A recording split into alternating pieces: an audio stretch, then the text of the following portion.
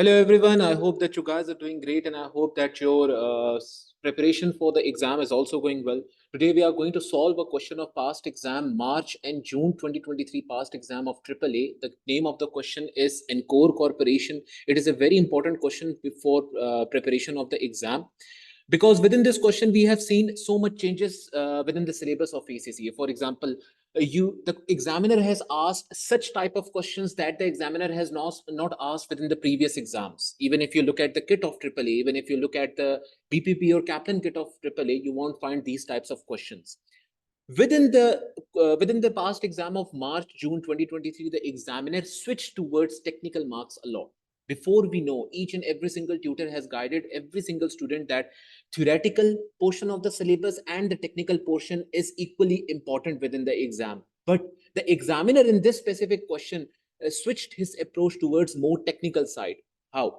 For example, within this question, within this past exam, there is a question related to a theoretical portion of the syllabus. That is the part B question, the question number 1, justify why inventory has been identified as significant risk of material misstatement, and the further next part. Basically, what the examiner has done within this question for division of 14 marks, that would be around 6 to 7 marks for this specific part. What the examiner has done within your syllabus of audit risk, where you study about how to plan the audit, how to identify the audit risks, what is the planning of the audit, you also study about the syllabus area, how do you identify which risk, which material misstatement has a higher risk of happening in the actual world when you will be actually auditing the company, which specific item of the financial statement has a higher risk of material misstatement.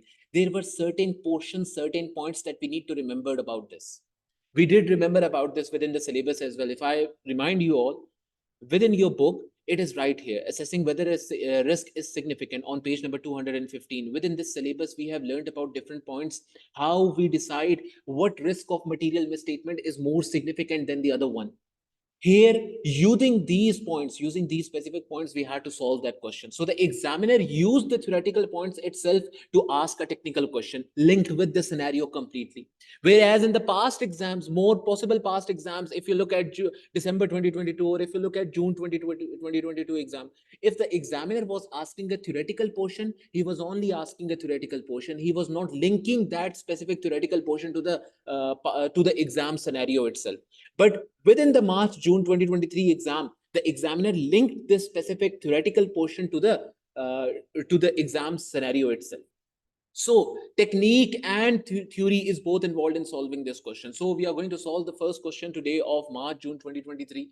That is the name of this question, as I repeated before, is Encore Corporation, and I'm repeating it again. We will solve this question. We will look into the technicalities of this question and try to solve this question.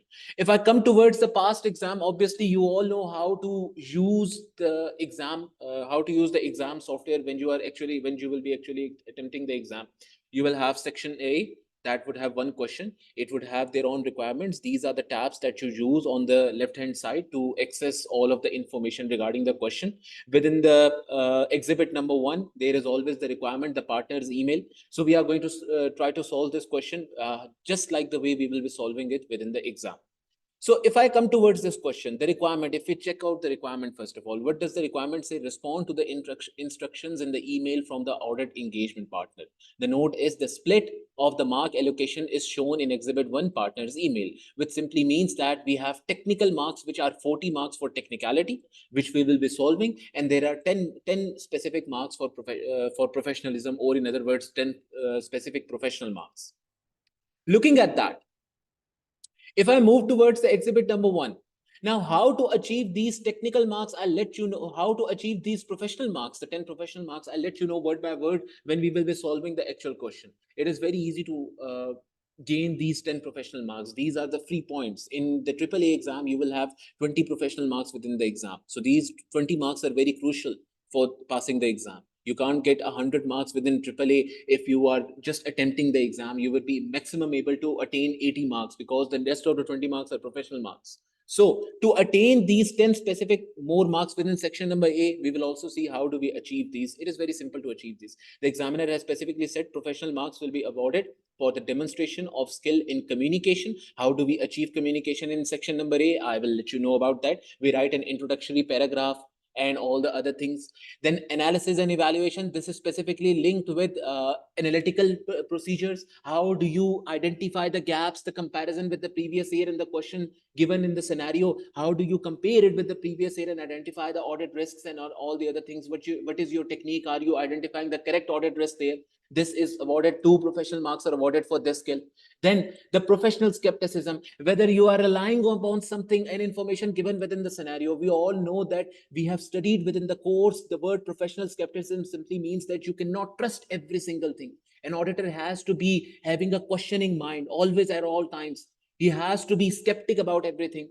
So within the question there, we will see a lot of areas in which the examiner has specifically said, we obtained this from the customer, we obtained this from the client. So if you are directly going upon that specific information and saying that we can rely upon that and there is no risk upon that information, this would mean that you are not being professionally skeptic. You need to ensure or state in your answer that whatever we obtain, we have to be professionally skeptic upon that. There may be internal control deficiencies and all the other deficiencies within the question. There may be an audit risk upon this situation as well. You will be given 2 marks for this specifically. Then if I come ahead, the judgment depends upon the question. That's part A of the question. Even the section number A question is divided into 3 different parts or 5 different parts. Each part has their own specific mark allocation. As you see, we have been given right here, the partner's email, it states us, it gives us the mark allocation for each part. But specifically in part A, where we have to identify the risk of material misstatements, or the other part that is business risk, the examiner specifically states that you need to write down the most critical audit risk at the first position. You need to write down the lower level of category audit risk at the last position. So this means that the more significant the risk is, you have to write it first and then you go down. So that is how you solve the question, and using your judgment for this, you get the 2 extra marks. And commercial acumen. Within the question, there will be a lot of situations where you will need the normal knowledge of business, how to run a business, what is profitability, what is revenue, do you analyze it correctly, and normal knowledge of the industry on which this question is based upon. You also need to have that. So the 10 marks are divided into these equal parts, right? So coming towards this exhibit number 1, let's start reading from the exhibit number 1. Obviously, I have separated this question specifically within my own software, so we can read this question from here and solve it from here, so that we can also do this to the question, like identify using the pen, using the paper. So it is quite easy for us to solve this question. So this is the part that we need to read first. So here it is. Let's read it. What the question says is, it is 1st of July 2015. You are a manager in the audit department of Garrick and Corporation. This is the firm. We are a manager in the firm, a firm of chartered certified accountants. All right. You are assigned to the audit of Encore Corporation. The company's name again is Encore Corporation, which has a financial year ending of 30th September 2015. This date is very important for the exam. Always write it down within your notes. So I'm going to come towards the exam. Get out my scratch pad and write it clearly right here that the year end is 30th September 2015, because I need to remember it. I just can't go back and look towards the question and again and identify this. I'm going to close it down. Now, whenever I need to remember what the closing year was, I just click on here. I have it right here. So instead of going again towards the question and trying to pick out the specific place where the year end was written, I have it right here. So it is easy for me. If I come forwards, and Encore Corporation is a new audit client of your firm. All right, great. I need to identify this information because this is going to be very much important for me. This can be an audit risk as well. If there is a question regarding audit risk, this is going to be an audit risk because I have already told you guys within the course. There is a neutral audit risk upon 2 things specifically. One, if it is a new audit client, then there are 2 audit risks, and we write both of them combined within the question. The audit risk is that because it is a new audit client, and hence the detection risk would be high because we would not be able to identify the material misstatements within the financial statements, because we don't know how to correctly what approach the management has used to make the financial statements. The other risk is very straightforward and similar, because you were not the auditor for the previous years, hence you don't have any kind of hence you don't have any opinion over the opening balances within the statement of financial position. So there is also a risk that the opening balances within statement of financial position are misstated. So also we also need to apply procedures upon the opening balances. And what are the procedures? To compare them with the audited financial statements of the previous year, if they are aligned with each other or not, if they are same with each other or not. So we also this also begins with an audit risk. The question has the number one audit risk here. So if there is a question regarding audit risk, I'm going to write it down because I have it within the question that this is a new audit line. The new audit line situation also leads to another situation. What that situation was, because within section number A, whatever question is for 50 marks, I've already told you guys within the course that, let me come towards this. Let me come towards this thing. We need to calculate the materiality using the RAP model. What was the RAP model? The revenue materiality. If you look at the revenue, it is 0.5 to 1%. If you look at the RA assets, then it is from 1 to 5%. If we look at the profit before tax, then it is from profit after tax or profit before tax, it is from 5% to 10%. And then we need to calculate whether we will be using the upper level of materiality or low level of materiality.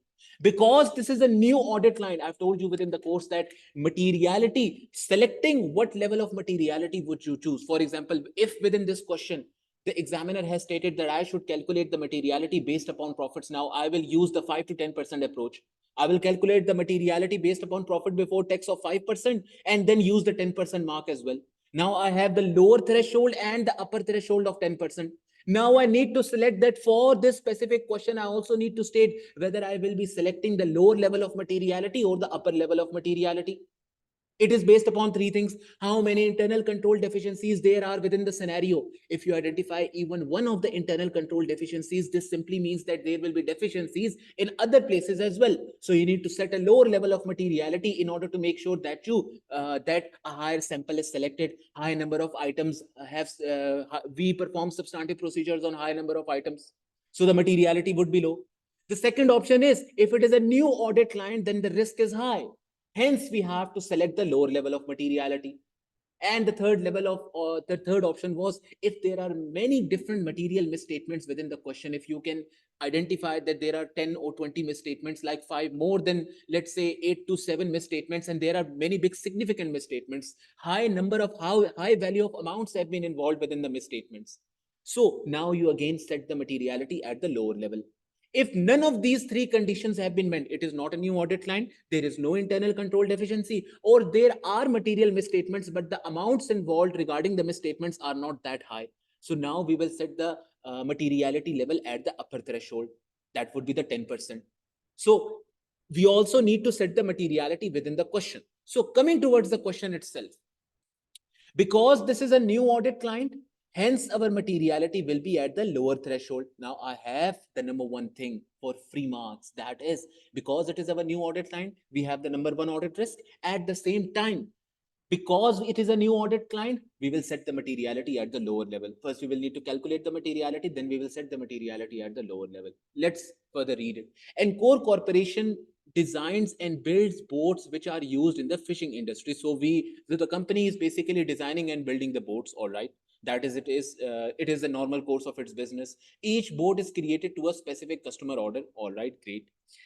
The following exhibits available on the left hand side of the screen provide information relevant to the question. Here on the left hand side of the screen, we have the remaining information. We will use this information to solve the question. Obviously, I have already copied all the information within this specific software, so we can identify using the pen. The following exhibits, all right. The exhibit number 1 states partner's email. Here we are going to find what the partner is saying. Within this exhibit, we are going to find how the materiality should be calculated. What are the question requirements? Like the partner would say, he needs to have the audit risk identified, the business risk, or any other parts. We will identify all the questions within this specific exhibit. The exhibit 2 states the background information of the company. The notes of the meeting is exhibit number 3. The exhibit number 4 is regarding inventory, and the exhibit number 5 is regarding the finance director's request. That's it. We don't need to read much about the rest of the things. That's it. Obviously, we have limited time within the exam. This information should be used to answer the question requirement within your chosen response answers. Obviously, we are going to solve the question right here using these briefing notes. We will be solving the question right here. Okay. So coming towards the question again, how much marks does the question have here? there are technical marks of 40. So we only have 40 marks that we can obtain. The rest of the 10 marks are based upon professional marks. How do we obtain them? Yes, we will also talk about it. I'm also going to let you know about this as well. But the major thing is understanding how much time do I have to solve this question within the exam. The basic approach is, because the section A question is worth 50 marks itself, so I multiply it by 1.8 and the answer I get is the number of minutes that I have to solve this exam. If you multiply both of these, you have 1.5 hours or 1 hour and 30 minutes to solve this exam question. All right. So coming towards the next thing, I only have one hour and 30 minutes to solve this question. This means that I have to read this question within this time within the exam, and I also have to solve this question. So coming towards the exam question. Here, right here, this is the partner's email, obviously. This one is the partner's email. If I open this up, this is the partner's email and I've already copied it. So let's read it from here. What is the partner saying? To the audit manager from Isabel Phoenix, audit engagement partner. The subject is audit planning for Encore Corporation and the date is 1st of July 2015. Within the course, I also told all of you that we just don't go ahead and write down part A and start solving the question. We also need to obtain 2 professional marks for communication. How do we obtain that? We need to reply to this mail to the partner. We need to make an appropriate email using which we will be replying to the partner. And how do we create that mail? I'll let you know, but let's first read it. I have provided you with some information which you should use to help you with the planning planning the audit of Encore Corporation, our new audit client, for the financial year ending 30th September 2015. I have already written the year end down because it is important. When determining materiality, please use revenue as your basis. So this means that within the RAP model, I will not apply assets materiality. I will not apply the profits materiality. I will only use the revenues materiality. And obviously, what is the revenues threshold? 0.5 to 1%. All right. I have concluded that revenue is an appropriate basis for materiality as the company's revenue has historically been stable. And below this, the partner has given us the requirements. I require you to prepare briefing notes for my own use in which you, using exhibits 1, 2, 3. This means that using this exhibit, the partner's email, the background information, and notes from the meeting. Using only these exhibits, evaluate and prioritize the significant risk of material misstatements to be considered in audit planning. Great. So we need to identify the audit risks using only the exhibits from 1 to 3. Great. At the same time, the examiner has also told us we need to prioritize the audit risk. The significant we think the audit risk is, we need to write it down first. The less significant risk will be written down second, third, fourth, fifth, and so on and so forth. But here, if I don't appropriately prioritize the risks within my answer, if I don't write the most significant risk first and the less significant risk later on, this simply means that the examiner is not going to give me the 2 professional marks for judgment. So I need to properly read the question first, identify the significant risks, make a list of the significant risks within my mind or in the scratch book given to me right here. And using this scratch book, then I will prioritize the risk and write it down within my answer. Only then I will be able to obtain the 2 professional marks for judgment. Otherwise, I won't be able to. So coming towards the question again, obviously we need to also write down a reply to this mail. So we will go towards that. Note is given to us that you are not required to consider risk of material misstatement relating to inventory at this point, as this will be dealt in part B below. All right, this will be dealt in the part B. Part B states that using exhibit 3 and 4, using both the exhibit 3 and exhibit number 4. All right, these 2 exhibits, what do I need to do? Justify why inventory has been identified as a significant risk of material misstatement. All right, this relates with the topic where we studied about what risk is more significant. Right here, we will need to use these points which we learned in the course, and we will use these to make our point why the inventory in the question has been considered as having a significant audit risk. Obviously, within the question here, the examiner has also already told us that the inventory is considered significant. But why we have considered it significant, we will need to identify those points from within the scenario, not from theoretical point of view. The second part of part B states that design the audit procedures which should be included in the audit plan to address those risks. All right. Using exhibit 5, evaluate any ethical ethical and professional issues raised and recommend any actions to be taken by Garrick and Corporation. Because within this part C, the examiner has stated that identify the ethical and professional issues. This simply means that for ethics, I will use ICOP square. What was ICOP square? Integrity, confidentiality, objectivity, professional competence, and due care and professional behavior, all the threats to these. Then the SAFIM threats, SAFIM, which was self-interest, self-review, advocacy, familiarity, intimidation, and management responsibility. Within these, all of the threats that were towards the objectivity, there were further more breakups of these kinds of threats. What were the breakups? The breakups were very simple. Within the self-review threat, there is fee dependency, there is high fee, at the same time there is overdue fee. So all of these types of things, we need to identify them within the question. And conflict of interest itself, these are the ethical issues. Now we need to identify from within the question what type of issues they are facing, and we will need to give an appropriate safeguard to the person.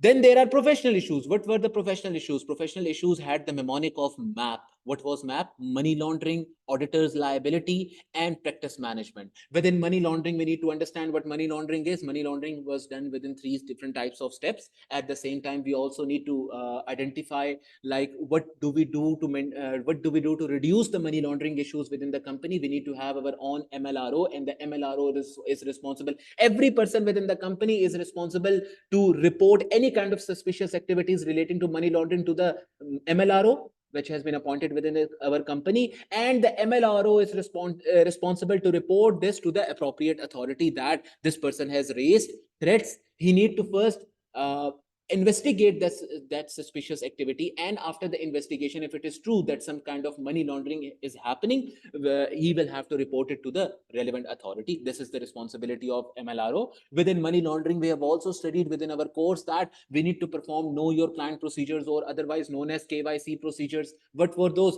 We will look into it afterwards. Then there is auditor's liability. Auditor's liability section was divided into 3 different parts. What were those? The auditor's liability in relation to laws and regulations.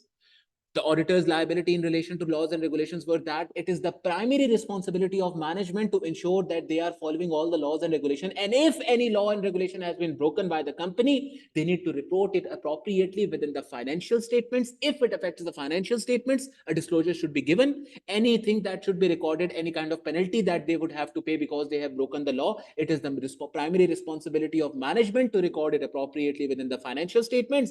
But at the same time, it is the responsibility of the auditor to ensure that all the broken laws and regulations have been disclosed, and the penalties with relation to those laws and regulations have been appropriately disclosed within the financial statements. At the same time, it was also the responsibility of the auditor to apply appropriate procedures to identify any laws and regulations that have been broken. The second part of auditor's liability was auditor's liability in relation to fraud or error. Again, the same is the case here. It is the primary responsibility of the management and blah, blah, blah, blah, blah. And there is a secondary responsibility of the auditor to apply appropriate procedures to identify any type of fraud or errors that have happened within the company, and whether they have been appropriately reported within the financial statements. The effect of those fraud or error have been appropriately reported within the financial statements. Then there was a generic auditor's liability, that auditors, as I always say, auditors are afraid of the future. Because what if an auditor gives an inappropriate audit opinion, and in the future, the users of the financial statements come running towards the auditor? We took our decision based upon your opinion that you provided within the financial statement. So you are the one responsible who was not able to identify, who did not tell us that there are misstatements within the financial statements. So auditor, I told you that within the course we discussed upon this very broadly, and at the same time we solved the questions of the kit, that auditor is always afraid of the future. He also always ensures that I reduce my future liability somehow. Future liability, that the users are relying upon us, so we need to reduce the liability. How do we reduce the liability? By appropriately performing the appropriate procedures. So we identify the correct type of misstatements within the financial statement, and we obtain sufficient and appropriate audit evidence in relation to the all the heads in the financial statements of the company. The third P stood for something: practice management. Now, practice management has a lot of different things within it. The advertising, the tendering, the selection of a new company that is coming in towards the audit client as an audit client. At the same time, there was quality management. If the audit has not been done appropriately, the quality management had hot reviews and cold reviews within it. What was hot review? Hot review means that before the audit is being finished, you need to perform the audit review whether all the procedures have been applied correctly. There is a manager within the firm who ensures that before we issue an audit opinion, we need to review all the work that has been done on the audit client, whether the audit has been done appropriately, whether the quality has been maintained properly. We discussed this in so much different ways within the syllabus, and we solved too many questions about it. And then within the quality management, there are some other types of review, which is a cold review. Now, what is a cold review? Or post issuance review? After the audit report has been issued, we review how we did the audit. Now, obviously, we cannot perform additional procedures if we identify any kind of misstatements. But what we can do is that we can learn from our mistakes and ensure that we do not repeat those mistakes in the future. That's it. So we will see within the question what types of ethical and professional issues we find. Now, how do we solve this question? I have already discussed this within the syllabus. How do we solve this question? We first of all identify every type of issue that we identify from ethics and professionalism. Then we explain that issue, why this is an issue, using the words of the standards itself, the standards of code of ethics, and then we give the appropriate safeguard regarding it. So we will solve it. But first of all, before moving towards the question, we need to identify how do we solve the question? What is the appropriate approach to take within the exam answers? The first thing that you always do when solving the section A question is that you always, first of all, write down the introductory email, a reply towards the partner. Because for this, you will always get 2 marks, 2 professional marks. For, as we studied within the question, the 2 professional marks are regarding demonstration of skill in communication. How do you reply to the mail? So coming towards my answer, obviously, how do I write it down? Or what do I write down in the email? It is very easy. In the course, I've always told that there is no need to write down anything. Simply copy and paste this mail up till hello, right here within your answer. Merge it appropriately, give it the appropriate format. 2, obviously, now we are replying to the mail. So in the 2 part, it will be the partner who sent us the mail, from whom the mail came from. We will write it down right here. And within from, we will write down our own name, and we are the audit manager. The subject would remain the same, the date would remain the same, and the hello would remain the same. After that, we need to write down what we are, just like the partner. What did the partner say? I have provided you, they provided us with information, what they want us to do. So in our mail, we need to reply what we have done with this, within this email. We need to reply what we have done. And what would we be doing within the mail? What are we doing? We are actually performing all the things that the partner has told us. So we need to write a brief introduction that these are the things we have done for you. You asked us to do this, we have done this. You asked us to do this, we have done this. You asked us to do this, we have done this. And how do I again write it down? No changes at all. I simply copy it out. I have provided you with the information. So I'll write down, as per your request, I have prepared the briefing notes for your use, in which I have, the first requirement was calculate the revenue, calculate the materiality based on revenue. So I'll copy it, materiality, in which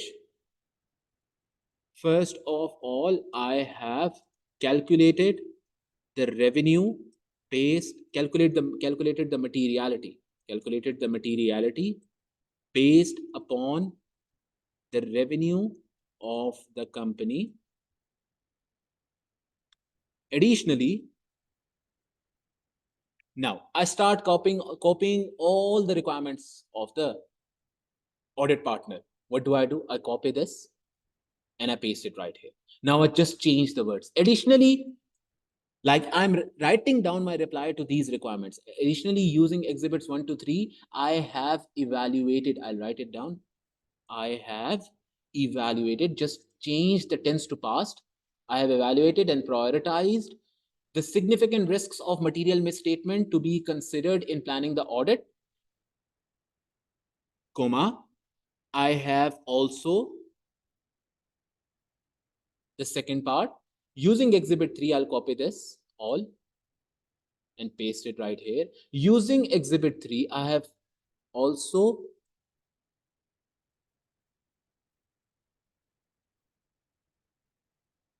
using exhibit 3 and 4, I have justified just make sure that your answers have the right tense, they make sense, because you are writing down the reply to the question, to the requirements of the audit partner. So now you need to reply all of this. I have justified why inventory has been identified as a significant risk of material misstatement and designed the principal audit procedures. I will change all the sentences to past tense. Designed, like I have been doing them, design the audit procedures which should be included in the audit plan to address those risks. All right, the sentence makes sense. And the last part is going to be this. And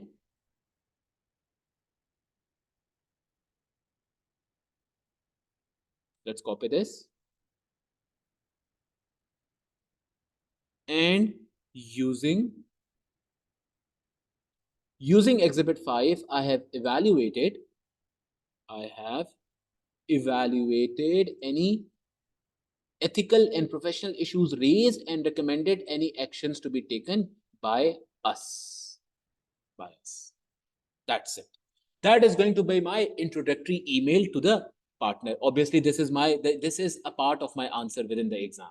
So now I need to calculate the materiality first of all. Within the course, I told every one of you how do we calculate the materiality. We calculate the materiality based upon two things. First of all, using those thresholds. Right now, within this threshold, we have been given revenue.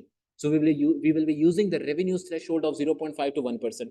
First of all, we will have to write down the first paragraph of materiality. We will calculate the materiality just as I gave an example within the notes of audit risk. We will need to calculate the materiality. And how do we calculate? Using the I asked you to simply learn it and calculate the materiality like this. Using the guidance of ISA's materiality when calculated based upon profits before tax. Here we will write down based upon revenue has a range of 0.1%, 0.5% to 1% of the total revenue of the company. Then we will calculate the materiality. The low level of materiality is whatever the answer will give us, and the upper level of materiality is whatever we get the answer. So first of all, we need to write down the materiality here. So we will give a heading of materiality and bold it like this. Now we need to write down the materiality, obviously. The first part was the learning part. Materiality when based upon all the things that I have given you within the notes as well. These are the notes that I shared with you. It is very simple. Learn this part and calculate the materiality and write it down within the exam. So materiality when based upon revenue, REVENU, revenue, using the guidance of ISAs is calculated based upon the company's total revenue for the period using the thresholds of 0.5% to 1%. That's it. Now we need to calculate the materiality and write down within our answer. Obviously, we will be given the revenue within the question as well. If we open up the exhibits right here, where do we have the revenue itself? Where do we have the revenue? All right. Let's open up the exhibits one by one and let's check where do we have the revenue. We don't have the revenue in this exhibit. All right. We need to find the revenue. In notes from the meeting, we don't have here it is. The revenue has been given here. The company's projected revenue for the year end is, for this year, is 4.9 million. All right. We will base our revenue. We will base our materiality based upon the revenue of 4.9 million. So we need to calculate the materiality right here. Let's calculate it. What is, if I use the calculator of this specific software, let's calculate the materiality using this software. So the revenue is 4.9 multiplied by 0.5 percent, 0.5. Where is the percent sign? Here it is. Oh, wait, give me a second. Let me calculate the materiality in my own calculator. So the revenue is 4.9 multiplied by 0.5%. We get an answer of 0.00245. That is approximately multiplied by 0.05, 245,000. Using the above, the lower level of materiality is at 0.5% is 245,000, whereas the upper level of materiality is, how much is the upper level of materiality? Again, it was 1%. So now we need to calculate the materiality of 4.9 million multiplied by 1%, which gives us an answer of 4,900,000 multiplied by 1%, 49,000. We made a mistake in the low level of materiality, right? We have made a mistake. 49,000 and 4,900,000 multiplied by 0.5%. Oh, the answer is not 245,000, it is 24,500. Whereas the upper level of materiality is 49,000. Great. So these are the materiality levels. Now in the next paragraph, we need to determine whether we will have the materiality at the upper level or the lower level. So using the same technique that we have discussed within the notes that I provided you, basis of selection of the materiality, this is something that you learn. The auditors use their professional judgment to determine the appropriate materiality level. Mostly these are based upon the internal control deficiencies within the audit client, management's integrity, and the level of inherent risk within the financial statements. This is something that we learn and we copy and paste it from our mind within the scenario. So I'm going to give here a heading of selection of materiality level. Selection of materiality level. Bold it because it is a new paragraph, and write down my answer here. The auditors use their professional judgment to select materiality. It is mostly based upon management's integrity, in the level of inherent risk within the financial statements, and the level of internal control deficiencies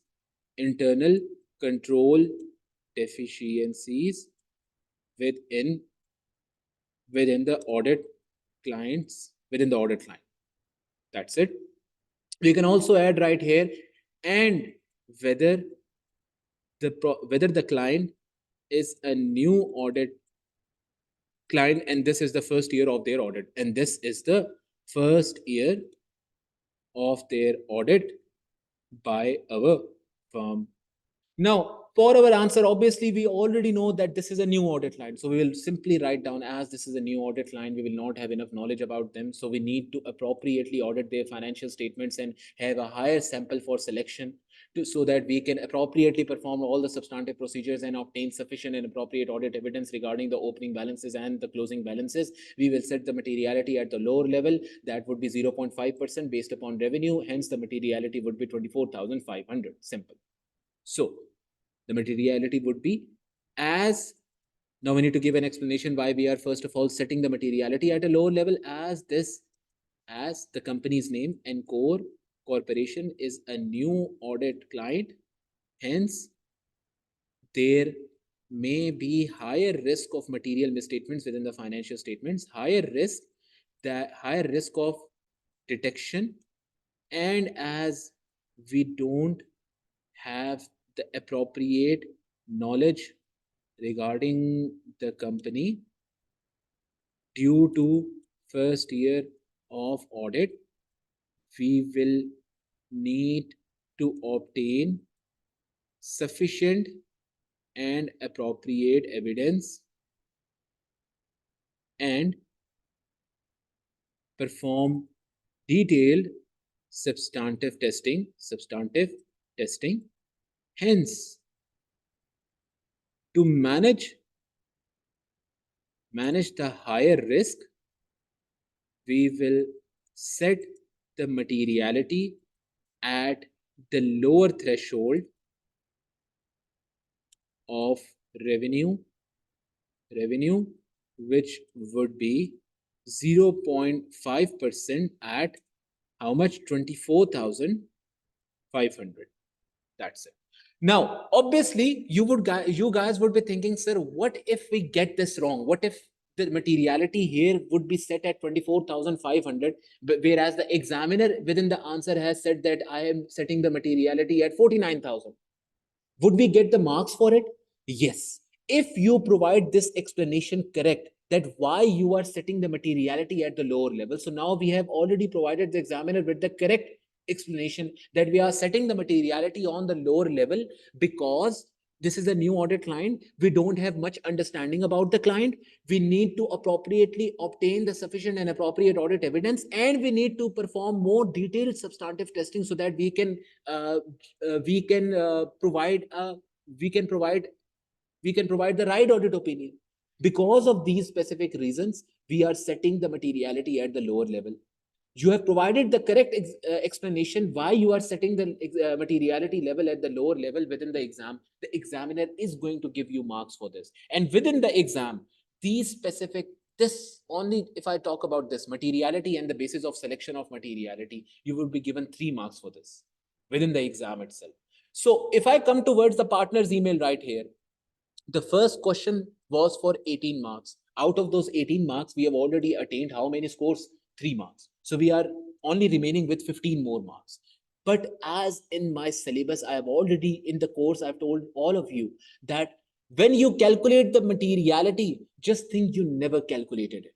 Why? Because maybe within the scenario, you can identify, you will be able to identify more audit risks.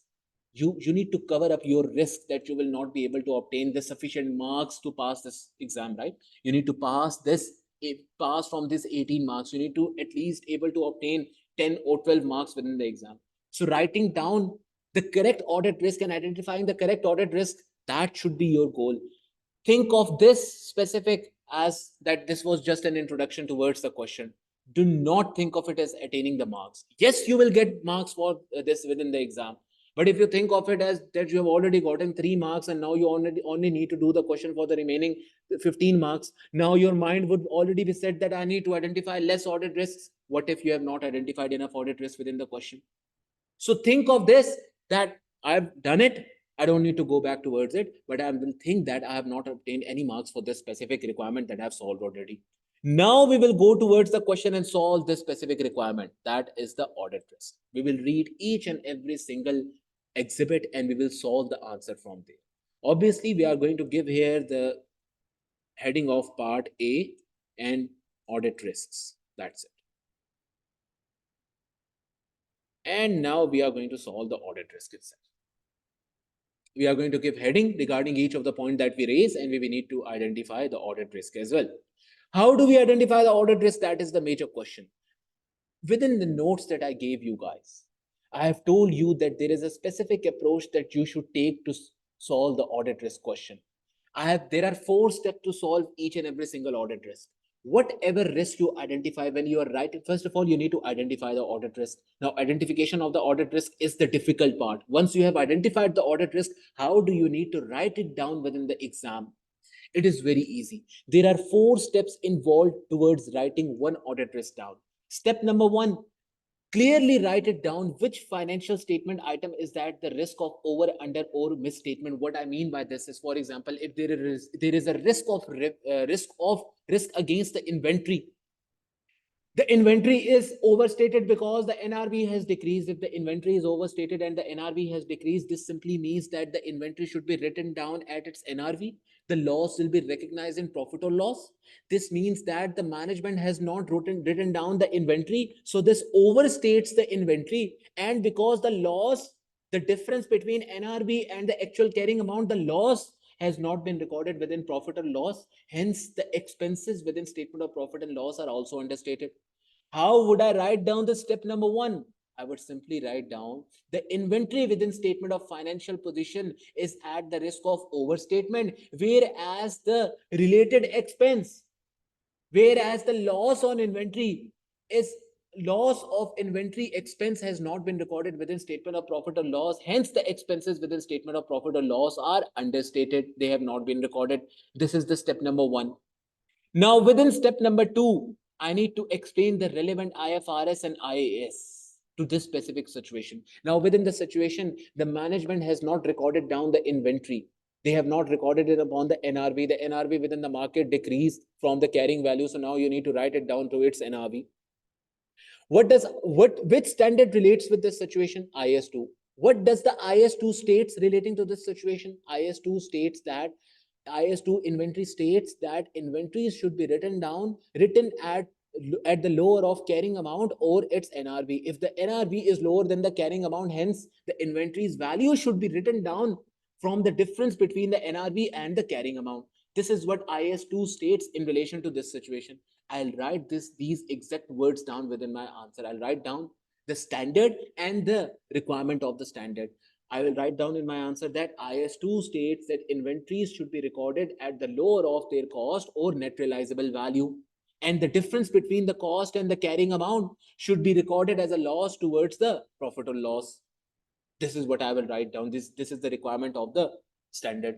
In step number 3, I will calculate materiality if inventory amounts have been given to me. For example, within the scenario, the examiner stated that inventories have been totally recorded within statement of financial position amounting to 2 million.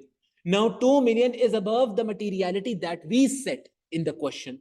Obviously, which materiality we will use to solve the answer now? We set the materiality within the selection of materiality paragraph at 24,500. Now, this is the materiality that we are going to use to solve the rest of the question.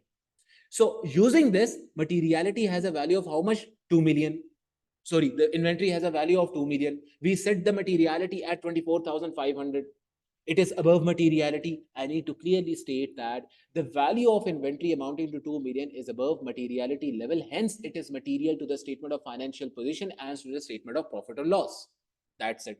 This is step number 3, which has been solved. Now, there is a step 2.3 as well, 3.5 as well, right here, between step 4 and between step number 3. What is that step? If within this scenario, if you identify any type of, let's say, deficiency within the internal control systems relating to inventory, you would write down those deficiencies right here. This would again give you more marks within the exam. All right. This is going to give you marks.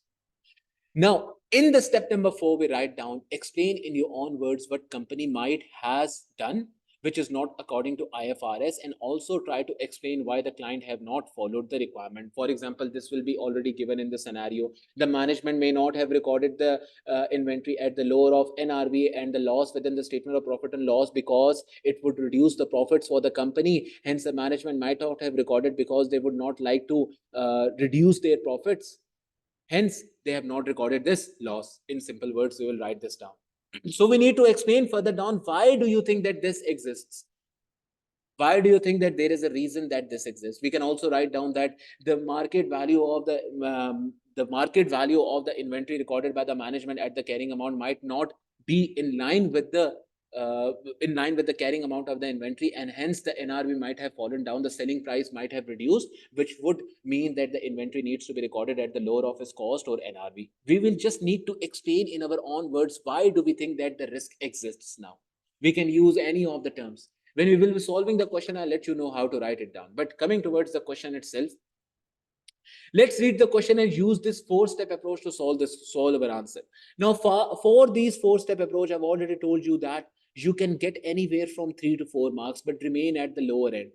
You can get 3 marks. If you solve all these 4 steps, if you are able to solve all these 4 steps within the audit risk, when you are writing it down, you are stating which financial statement item is at the risk of understatement. You are writing down the appropriate IFRS. You are calculating the materiality and stating it.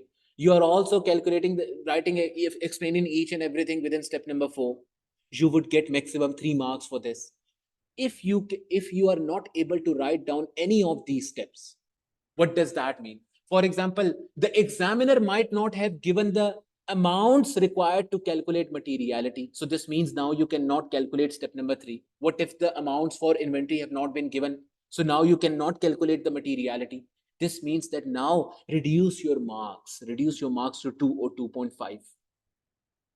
This will give you an appropriate knowledge how much risks you need to write down within the exam. If we are writing a risk about audit risk, let's say, what is the detection risk, that it is a new audit line, how many things we will be able to solve? We will be able to identify what risk there is. There is a risk of, there is a detection risk because this is a new audit line. So we are explaining each and everything regarding to step number 1. We are explaining that the opening figures might not have been verified appropriately, might not have been used appropriately. We are explaining within step number 4 why this risk exists. But is there any standard relating to this situation? No. Can we calculate any type of materiality? No. So now we will not be able to obtain marks for step number 2 and step number 3. This means that I need to drop down my marks to 2. Maximum I will be able to obtain for audit risk is 2. If I write down about detection risk, it is our new audit line, I will only be able to obtain 2 marks at max. This will give me a sense that how much marks have I solved within the exam. Here, the total marks for this specific requirement is how much? For part A is 18 marks. So now we also need to understand how many risks do we need to write. Obviously, we can't write too many risks. We won't have time to solve this 14 marks question or 8 marks question as well. We also need to solve this. We need to save time as well. For these 18 marks, I have how much time? Multiplied by 1/8. How much time do you get for these 18 marks? Let's see. 1.8 multiplied by 18, which gives us 32 minutes approximately to read the question and solve this question as well. So we can't just write 10 or 20 different audit risk and think that we will be able to solve all of the exam within the all of the syllabus, all of the exam, the requirements of the exam within the question, within the exam. But right here, we also need to make sure that we write the appropriate number of risks to cover up all our marks. So first of all, we will read the scenario, we will identify the risk, we need to prioritize the risk, and then we will write them down. Coming towards the question itself, we have already identified the number 1 risk, which was new audit client. So let me just give a heading about this, that the first risk is new audit client. I know what I need to write down, but I'm not going to write it down right now. Otherwise, I can also write it down, because within this software, I can shift it up or down after writing everything down. So I can give a heading of new audit client, bold it, and start writing down about this. There is the step number 1. Which financial statement item is at the risk of material misstatement? Obviously, there is no financial statement item relevant to this. There is a detection risk. I need to use that 4-step approach to solve this question. There is a risk that we will not be able to identify the material misstatements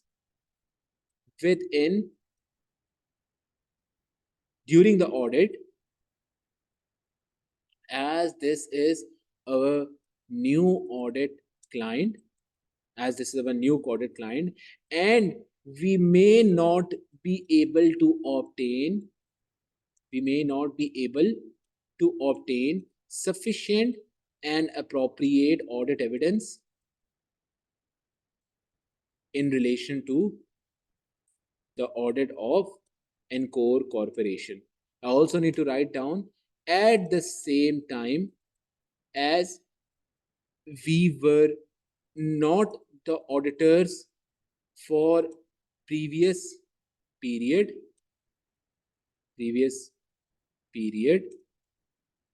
hence the opening balances used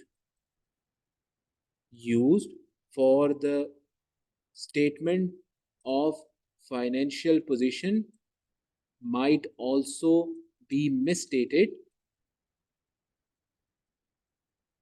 Hence, we will need to perform procedures upon the opening balances to ensure that the management has used the correct figures. That's it. That's all I need to write down regarding the new audit client risk.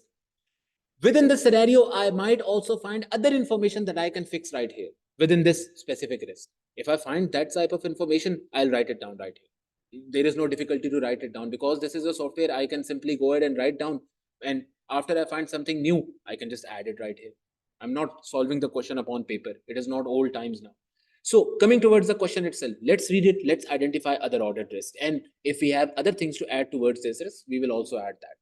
This is now, obviously, we will go towards which exhibit, the exhibit number 2. We already have read the exhibit number 1. That was the partner's email. Here is the exhibit number 2. Let me enhance it. The exhibit number 2 states that Encore Corporation was established 10 years ago. Here is the exhibit number 2. I'm going to read it from my software so I can underline everything and you understand it. Encore Corporation was established 10 years ago by 3 engineers and has become a well-respected company in the design and manufacture of large boats used in the commercial fishing industry. Great. This is a big company. The company is relatively small. Okay, I was wrong. This is a small company. With only 2 people working in the finance department, there are only 2 people within the finance department. This might be important for any type of risk that I identify later on. Otherwise, this small information does not create a risk upon its own. I cannot write down a risk that because there are only 2 people within the finance department, hence there is a risk that they will not be able to properly make the financial statements. They won't have enough time to properly interpret the standards and write down the requirements of those standards and appropriately prepare the financial statements based upon the standards. No, I cannot write this risk down because the information is very, very small. All right. If within the scenario it was given that these 2 people in the finance department do not have any experience, they are not a member of any kind of professional body, they have not qualified their exams, or they don't have any past experience, both of them are new. Hence, then I will write down that there is a risk of material misstatements within the financial statement at a whole level. Why? Because these 2 people are new, but here they are not new. They are just 2 people working. They might have too much experience, or they might have not experience. They might not have enough experience, but I simply can't write down a risk based upon this information. For the last 6 years, the directors engaged another audit firm, Coach and Corporation, as they believe that external audit provides credibility to the financial statements. So before us, for the last 6 years, one firm was auditing this company, and the name of that firm was Coach and Corporation, which has helped the company secure finance. Okay, they were able to secure finance based upon this company's opinions, this audit firm's opinions. The audit opinions issued by Coach and Corporation have been unmodified each year. Okay. This means that a normal opinion was given. What was a modified opinion? That the financial statements do have some sort of mistakes in it. The modified opinion was divided into 4 categories. We don't need to go in those. The audit firm resigned due to a conflict of interest with another of their audit clients. All right. So there was a conflict of interest, and obviously this specific company might not have given them. Within the conflict of interest, we understood that conflict of interest states that the first thing that we need to do is that obtain a written representation from both the companies that both of them don't have any issues, that we are auditing both of the companies. Obviously, Encore Corporation might have rejected it, so that firm resigned to be the auditor of this company. Okay. Encore Corporation owns 2 large premises in a town called Seville, where the boats are built. It also owns a dockyard, an area used for anchoring, repairing, and maintaining ships. Great. Where customers can rent a space to store their boats when they are not in use. All right, I don't identify any type of risk within this scenario as well, but I might be able to use this within the other type of risks that I identify. The company's head office is also located at the dockyard, both of which are capitalized and depreciated in accordance with their appropriate useful lives. Okay, no risk right here. They are capitalized. Obviously, they can be capitalized. IS 16 states that if you are using anything that would provide you future economic benefits, and you are using it for productivity reasons, you own that asset or you have rented that asset to someone else, not under finance lease, under operating lease, you can capitalize it and depreciate based upon its life, or the using the reducing balance method. But this company is using the life method, that is based upon its useful life. So here we don't have any type of risk. As again, this is the thing that should be done, and the company is doing it appropriately. The company's head office has been capitalized, obviously the building of the head office, and the sites, the dockyards are also capitalized. All right, great, no issue here.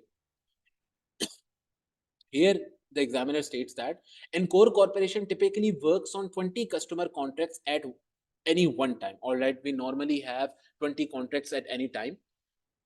These are our customers. Okay, boards are normally delivered to the customer as soon as they are complete and have undergone the necessary external safety inspection to receive a license to sale. Okay, which is when the company has completed its obligation under the contract with the customer. Okay, now majority of the, yes, can we write down a risk right here? IFRS 15 clearly states that a revenue should only be recorded when you have all the performance obligations relating to a contract have been met. You have satisfied all the performance obligations of the company, of your customer. Here, there might be a risk that when we deliver the boards to the customers, we recognize the revenue even though the customer has still not received a license to sale. So there is a performance obligation which I can see, that until and unless the customer is able to obtain the license to sell, even though you have delivered the ship to the customer or the boat to the customer, you don't have the performance obligation satisfied as of yet. So, and it is your responsibility to obtain the license to sale. So now here I can clearly see that the company might be recording revenue based upon delivering the ship to the customer and not based upon obtaining the license to sale. There might be a risk that the company is doing this and the revenue might be overstated. IFRS 15 states this, just what I stated right now. So this is the step number 2. The step number 3 would be revenue. We don't have any amount specifically for this. Overall, the revenue is related with this. So we can say that because this figure, the company obtains all of this revenue based upon this license. So all of the revenue is material to the financial statements based upon materiality of 24,500, and the company might be doing it how? The company might be recording the revenue based upon the date of delivery rather than uh, until the inspection, rather than the license to sale has been obtained from the customer. As per the contract, there is an obligation upon the company that the revenue cannot be recognized until the ships have been delivered and the customer has obtained the license to sell. So this might be a risk. This might be a risk as well, but we may be able to write down more significant risk. This is not a significant risk right here. This is not a big risk, because I've always told within my course, you will be able to identify what risk is significant if the evidence is there within the question itself. For example, there is no evidence that the company is actually doing this, what we have just said. So until and unless you identify within the question that evidence is there, the evidence is existing within the question itself that the company is doing something wrong, don't write that risk straightforward, because within the next question, within the next scenario, you might be able to obtain a better risk to write within the question. But within my notes here, within the scratch pad, I'm going to write down number 2 risk that I identified, something that I have not written down, IFRS 15 risk.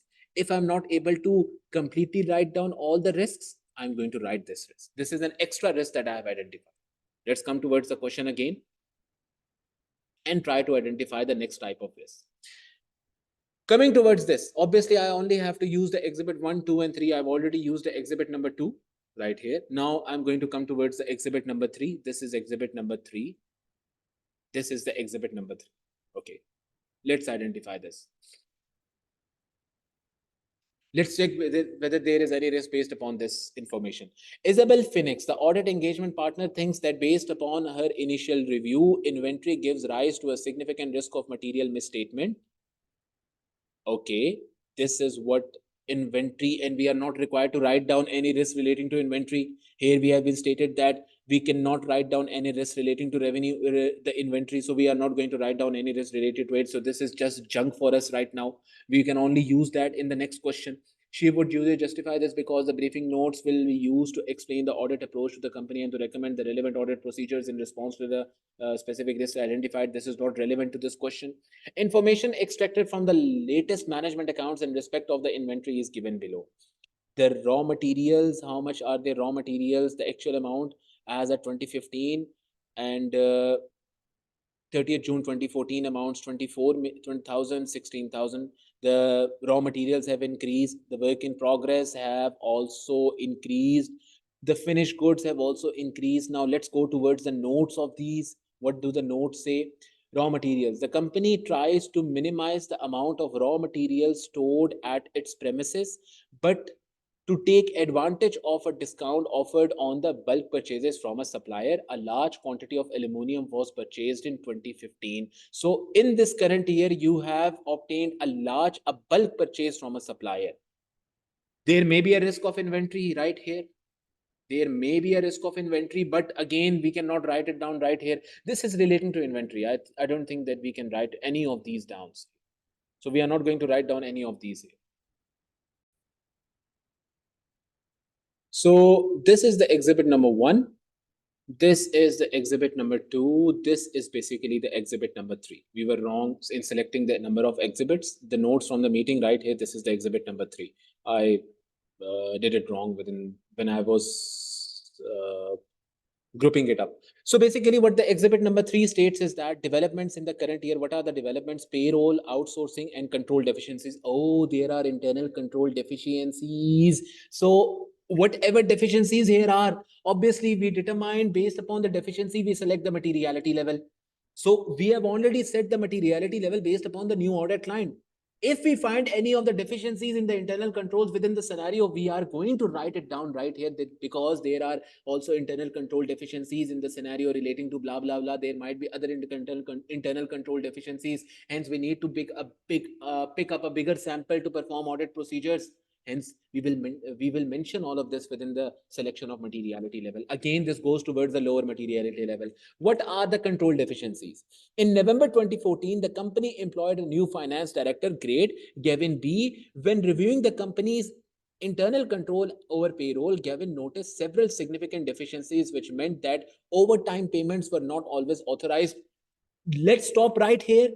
We don't want to identify the risk. First of all, we need to state within our answer that because there are, in the selection of materiality, we also need to state because there are internal control deficiencies. Let me first of all zoom in a bit so that you can easily identify what I'm trying to write down. Oh, give me 1 second. Let me zoom in a bit. So in my answer, I'm going to also write down right here where I selected the paragraph of selection of, as Encore Corporation is a new audit client, and there are internal control deficiencies in the payroll. Hence, there may be a higher risk of detection, and as we don't higher risk of detection, and the risks that other figures, that figures within the financial statements, that figures within the financial statements, ST8 financial statements may be materially misstated due to deficiencies of internal controls. And as we don't have the appropriate knowledge regarding the company due to the first year of audit, we will need to obtain sufficient and appropriate evidence and perform detailed substantive testing. Hence, to manage the higher risk, we will set the materiality level at the lower threshold of revenue, which would be 0.5% as at 24,500. Great, we are done with that. Now, obviously, because of internal control deficiencies, there is always an audit risk. So we have our first audit risk right here. What is the audit risk? And I've already told you guys, whenever there is an internal control deficiency, deficiency and that internal control deficiency is leading towards an audit risk, it is the first audit risk that we write down because it is of a higher significance. Because if there is an internal control deficiency in one part of the financial statements, that is payroll, which is an expense within statement of profit and loss, there might be deficiencies within other areas of the financial statements as well. So this is the first audit risk that we always write down. I've already discussed it within the syllabus, within the course as well. So what does the scenario state? Let's read it again. The scenario states that in November 2014, the company employed a new finance director, Gavin B. When reviewing the company's internal controls over payroll, Gavin noticed several significant deficiencies, which meant that overtime payments were not always authorized and timesheets often went missing. What are timesheets? Upon timesheets, an employee records how much time they spent in one department and other. Based upon timesheets, an employee is given their salary.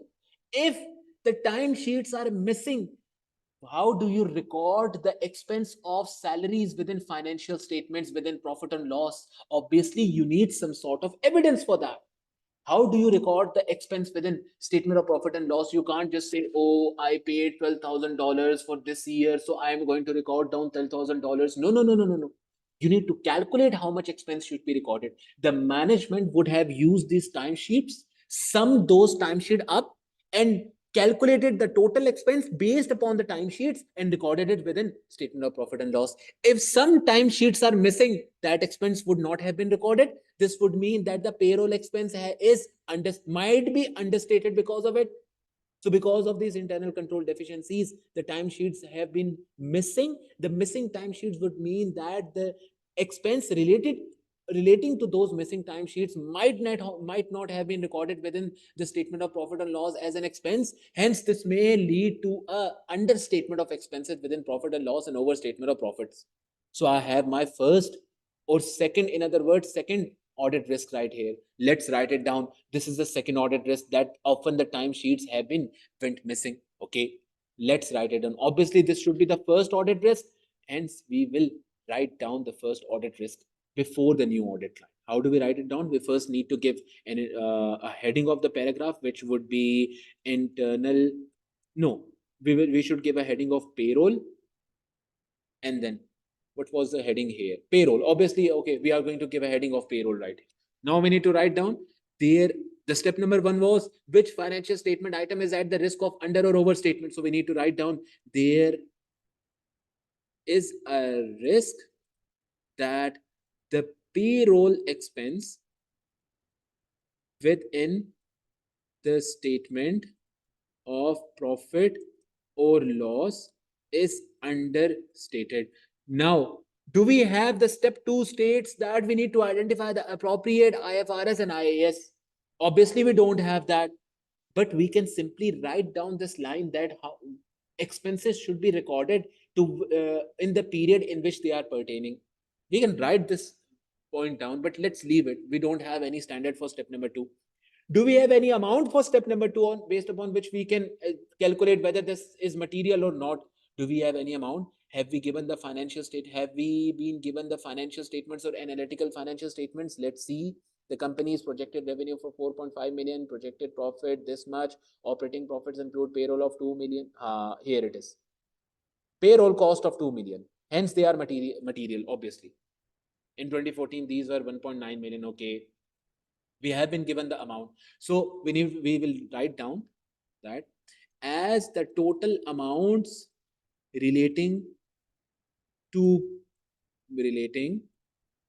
payroll in the current year is 2 million and is above the materiality threshold that we said, above the materiality threshold which we set at 24,500. Hence payroll cost are material to the statement of profit or loss. So this is the step number 3. Now we need to explain why there is a risk. How do we explain that? Obviously, I'm going to go towards the next paragraph. Okay. I can give also the heading payroll timesheets right here. timesheets in the bracket that this risk relates to the timesheets. This would be the second paragraph regarding the materiality. Each step relates to a different paragraph. And now coming towards the third paragraph, I need to explain why there is a risk. The risk exists because the management would have recorded the total expense of payroll based upon calculating it from calculating the total time from the timesheets. As some of the timesheets went missing, this could lead to non-recognition of the expenses relating to the timesheets, which would lead to understatement of this expense. That's it. That's all I need to write down, because within step number 1, I have already explained regarding what the risk is about. In step number 2, already explained the amount relating to this, the materiality, and in the next step, I have already explained regarding the risk. So yes, right now we have not written about the internal control deficiency relating to this, the risk of authorization, because within the scenario it has been given to us that this risk has occurred because the payments were not always authorized. Okay, there might be another risk right here. What is the risk? Gavin noticed that several significant deficiencies meant that overtime payments were not always authorized. This means that people might have obtained more amounts within the payroll because they have not been authorized by an appropriate manager. If a manager was authorizing it, this would mean that there would not be an overstatement of expenses here. But as they have not been authorized properly, there also exists a risk of misstatement overall. There might be, people might have obtained a huge bonus, people might have obtained a huge overtime payment. They might have stated that we work for 12 hours, whereas they might have worked for only 3 or 4 hours. So this would again lead to a misstatement within the financial statements. I can also write this risk down, which I'm going to write down right here. We can also write down a separate risk, or we can also write down the risk right here within the timesheets and deficiency.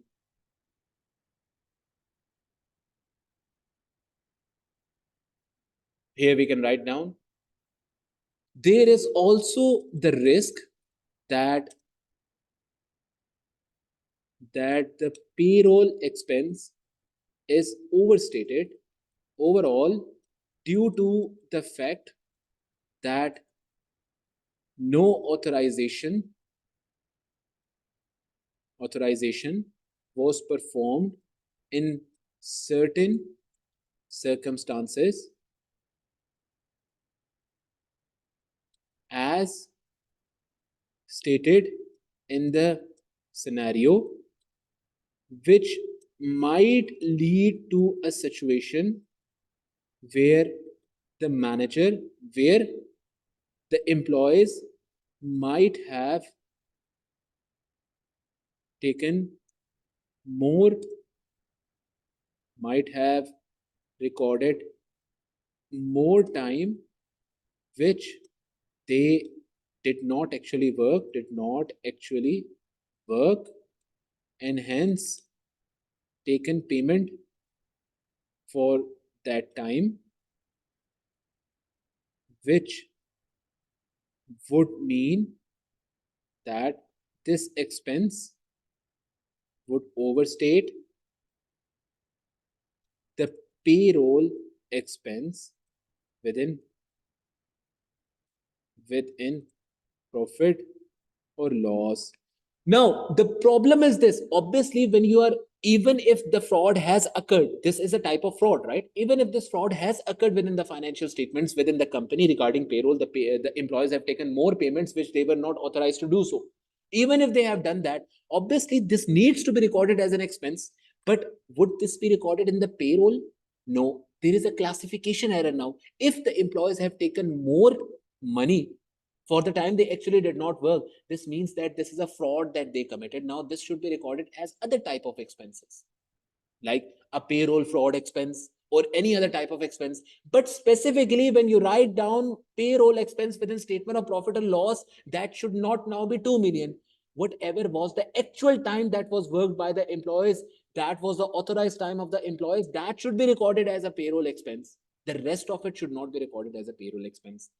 If employees were paid additional payment due to non-authorization which they did not actually work, this should have been recorded as other type of expense. That's it. Now, within this scenario, within this risk that I have written down, you would note that I have not used any types of steps. I've already identified the risk. That is step number one. I have not performed any kind of standard because no standard relates to this. I have not done any kind of materiality calculation. Why? Because I have already done the materiality calculation above in the first risk that I identified. And then I directly went towards the step number 4, in which I explained every single thing that way it should be recorded and how there is a risk regarding this. Hence, the examiner is going to give me marks for this, but obviously now I will only have a maximum of 2 marks because I've already only satisfied the examiner for 2 specific steps. Now I can also write down another risk here. What is the risk? The risk is that if there is an internal control deficiency within the payroll section of the company, this might also mean that there might be internal control deficiencies in other areas of the financial statement as well. Hence, there is an increased risk of material misstatement.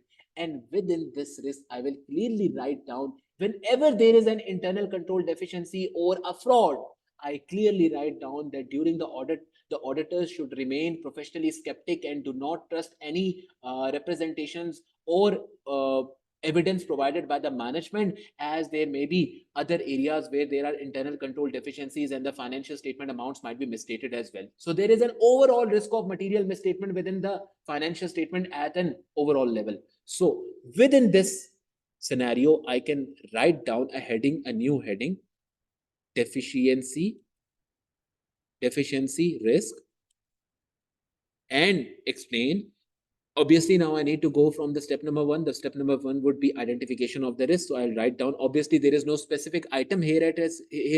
The overall financial statement is at the risk. So there is, I'm sorry, there is a risk.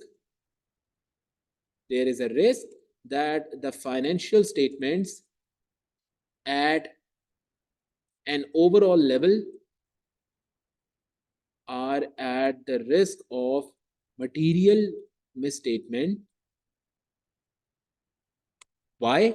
I cannot write down any step number 2 because no standards relates to this. I cannot write down step number 3 because no standard relates to no materiality can be calculated to this specific scenario. But what I can write down is step number 4, explain why there is a risk. So coming towards step number 4 now, in the next paragraph, I'll write down, as there were internal control deficiencies identified by not us, it was the new finance director, right? Was it the new finance director? Yes. As there were internal control deficiencies identified from the finance director within the payroll, there may be other areas in which appropriate appropriate internal control testing has not been performed by management, and there are internal control deficiencies in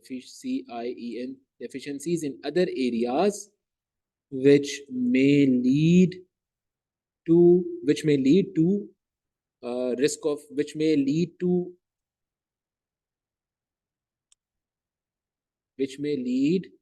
to material misstatements within the financial statements in other areas. Hence, the auditors should remain professionally skeptic before relying upon professionally skeptic and before relying upon any internal controls before and should not rely upon any internal controls unless appropriate appropriate unless appropriate testing has been performed has been that's it. That's all I need to write down right here. All right, so let's come towards the question. We have identified how many risks. If I come towards the question, there is a payroll, timesheet, and deficiency risk. Within this specific heading, I have written down 2 risks. So within the deficiency risk, I have written down 1 risks. Within the new audit client, I have written down 1 risk. So I have already written down too many risks. So let's come ahead. Read the paragraph number 2 of the payroll deficiency. Concerned about this, Gavin convicted the other directors that Encore Corporation should engage a service organization to deal with the company's payroll.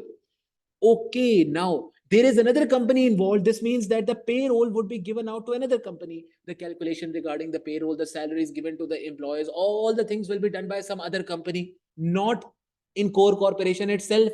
And I told you guys within the scenario itself, then whenever a service organization is employed by the our audit client, this means that you might not be able to obtain sufficient and appropriate audit evidence over that company because over that specific financial statement item. Why? Because you are auditing Encore Corporation. You don't have the permission to audit whatever is under the control of that service organization. You are not the auditor of that service organization. You are only the auditor of Encore Corporation. So hence, you might not be able to obtain sufficient and appropriate audit evidence here. Whatever calculations are being performed, the internal control deficiencies that might have occurred, and at the same time, whether Encore Corporation, when recognizing the figure of expense that will be given by that service organization now, that how much expense should be recorded, obviously Encore Corporation will not be calculating that figure anymore. The service organization will just tell Encore Corporation 2 million is the expense, you should record it. How has Encore Corporation ensured that there are no errors within this figure? Encore Corporation should also be the one to assess whether any information provided to us regarding the what should be recorded within financial statements, is it correct? Are there any kind of errors? Encore Corporation should also be responsible to make sure that there are no errors within this. So now there will be a difficulty to obtain sufficient and appropriate audit evidence over the figures of payroll and specifically the year end. If I remember it correctly, I wrote it down within the scratch pad. The year end was 30th of September 2015. And from 1st June onwards, what was the year? 30th of September 2015 is the year end. And the year starts from September, October, 1st of October 2014. From 1st of October 2014 to 1st of June 2014, we will be able to obtain sufficient and appropriate audit evidence over these figures only because we will have the evidence for this. But after this specific date, we will not have evidence because after this date, payroll has been calculated by some other company from 1st of June 2015 from 1st of June 2015 to 30th of September. This means June, July, August, September. For the last 4 months, we might not be able to obtain sufficient and appropriate evidence here. Bare Payroll Service Organization, BPS, has provided an outsourced payroll service to the company. All right. This is the same type of risk that I can write down right here about this company, about the payroll. Obviously, this is a very easy risk to write down. You are simply going to write down what. Let's write down right here. Obviously, should I create a new heading for this? I don't think so. Payroll, timesheets, and deficiency. Let's add it right here. Payroll, timesheets, and deficiency, and outsourcing. And if I come towards this, there is a risk that for the last 4 months, payroll expense we may not be able to obtain sufficient and appropriate evidence. Now, in step number 2, is there any kind of standard relating to this? No. Yes, there is an auditing standard relating to this, which tells us that we should first obtain a written representation or opinion from management, or their consent that we will be auditing this company. So you should help us obtain sufficient and appropriate evidence from the service organization. There is a standard, but again, that is an auditing standard. We can write it down when we explain why there is a risk, but we can't specifically write it down in step number 2. Can we calculate the materiality? The materiality has already been calculated, so we don't need to calculate the materiality again. We will simply write down as payroll is material, and then we will start the step number 4 explanation. So we can write down as payroll expense is material, hence the issue that the payroll has been outsourced to a service organization should be looked into, as this would create the risk of not obtaining evidence. Now, why this is the case, I also need to explain this. The company has outsourced its payroll function to BPS after 1st of June 2025, as there were internal control deficiencies. The risk, as we are the auditors of only Encore Corporation, as we are the auditors of Encore Corporation, we cannot audit the documents which are under the control of another company. Hence, it may be difficult to obtain sufficient and appropriate evidence. It may be difficult to obtain sufficient and appropriate audit evidence. अब यहाँ right here, I can also talk about the fact that we had internal control deficiencies, whereas the BPS company might have appropriate internal control levels, so they may be relied upon. But again, I can state it right here, this thing right here. The fact that internal control deficiencies were present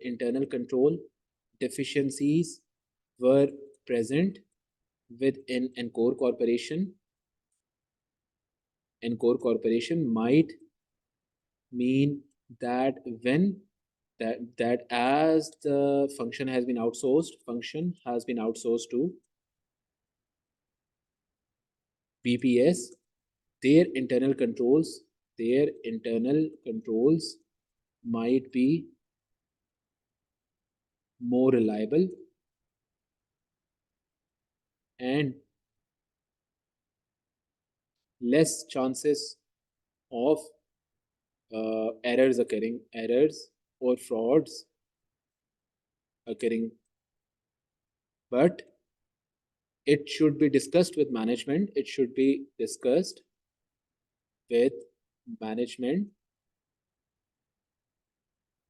That we will need to obtain sufficient and appropriate evidence, and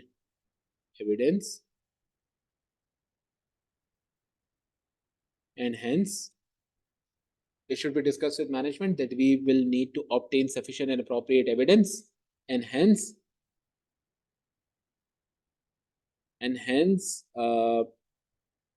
obtain the consent of management that they will discuss with Encore Corporation to provide the relevant information for the audit, to provide relevant information for audit. That's it. That's all I need to write down. So this is going to be my answer for the payroll itself. So within the payroll, I have identified 3 types of risks, and when I come towards the next deficiency risk, I have identified the 1 risk. And when I talk about new audit client, I've also identified the rest of the risks. Okay, let's come forwards and identify the rest of the risks from the remaining figures. Okay. The joint arrangements. In May 2015, Encore Corporation entered into a joint arrangement with LM Associates. Okay, we created a joint arrangement. Joint arrangements fall under IFRS 11, which was joint arrangements. Joint arrangement is divided into 2 categories: a joint venture or a joint operation. If it is a registered company, then it is known as a joint venture. And a joint venture, under a joint venture, we recognize the net assets within our statement of financial position. Whereas if it is a joint operation, then we recognize the assets and liabilities separately within our statement of financial position according to our share of shareholding, and most probably it is around 50%. A company which designs luxury boats, the objective of the arrangement is the development of a new range of boats to be marketed to providers in the layer industry. Okay. Encore Corporation has not contributed any cash to the joint arrangement. Great. This means that we did not make any cash investment, but has provided 2 of its senior boat designers to work on the project for several days. Okay. Kevin intends to recognize $75,000 as an intangible asset in the financial statements. Why are we recognizing it exactly? Uh, does does the new company LM Associates, that a joint arrangement we have made, does it have any kind of intangible assets? I don't think so. As an intangible assets in the financial statement, on the basis that part of this amounts represent the time the 2 engineers will spend on the project by the year end. You can't do that. The time spent by the people within the company cannot be recognized as an intangible asset. Obviously, that would be an investment in the company, not an intangible asset. The $75,000 also includes an element relating to intellectual property, which the company is investing into the project. Okay, so you have taken your intellectual property that was some kind of a patent or some anything, and then you have given it to the joint arrangement, and the joint arrangement can use it. Okay, let's see what type of risk can we identify here. So if we read this question clearly, there are 3 different issues that we are facing right here. First of all, the standard IFRS 11 is involved, and IFRS 11 clearly states that if it is a joint arrangement, then you can only capitalize, your share of assets within that joint arrangement. At the same time, the share of the liabilities should also be recognized within your statement of financial position. Your share of revenue should be recognized, and your share of expenses should be recognized. This is the way a joint arrangement is qualified. Now, under IFRS 11, we also need to understand what is a joint arrangement, because within our answer, we will be stating that this is a joint arrangement. How did I identify that this is a joint arrangement? Nowhere in the question it is mentioned that this is a separate entity. The joint arrangement that we have made, it is a separate entity or it is a separate vehicle. If it was a separate vehicle, what is meant by the word separate vehicle is that it is a separate entity, a registered company with the government, then it would be a joint venture. It is not registered, nowhere in the question it has been mentioned, so I will consider it that it is a joint operation. So I will clearly need to also explain the requirements of IFRS 11. Only the shares of blah blah blah can be recorded. At the same time, there is the second issue. There are basically 3 issues. The first issue is regarding IFRS 11. I will need to explain it within my answer. The second issue is in relation to the payroll cost of 2 engineers, which you are capitalizing. You are stating in the scenario that Encore Corporation has not contributed but provided 2 of its senior board for several days. Gavin intends to recognize $75,000 as an intangible assets in the financial statements on the basis that part of it, this amount represents the time the 2 engineers will spend upon the project. Okay, basically you are saying that these 2 employees will be working in that joint arrangement that you have with the company, and because they will be working there, they will have a payroll cost. Obviously, you have to pay their payroll cost. Now, if you don't record that payroll cost within the expense, rather you are saying that you will capitalize that cost as an intangible asset. First of all, the definition of intangible asset, IS 38 clearly states that an intangible asset is an asset that can be separably sold in the market. Whereas the time that these two people are giving to that joint arrangement, that cannot be separated and not separately sold in the market. So because of that, it does not meet the criteria of intangible asset under IS 38. Hence, this cost should not be capitalized as an intangible asset. Rather, it should be expense in the profit or loss. Hence, because of this reason, what is happening? The expense is being understated, whereas the intangible asset is being overstated because of this specific reason.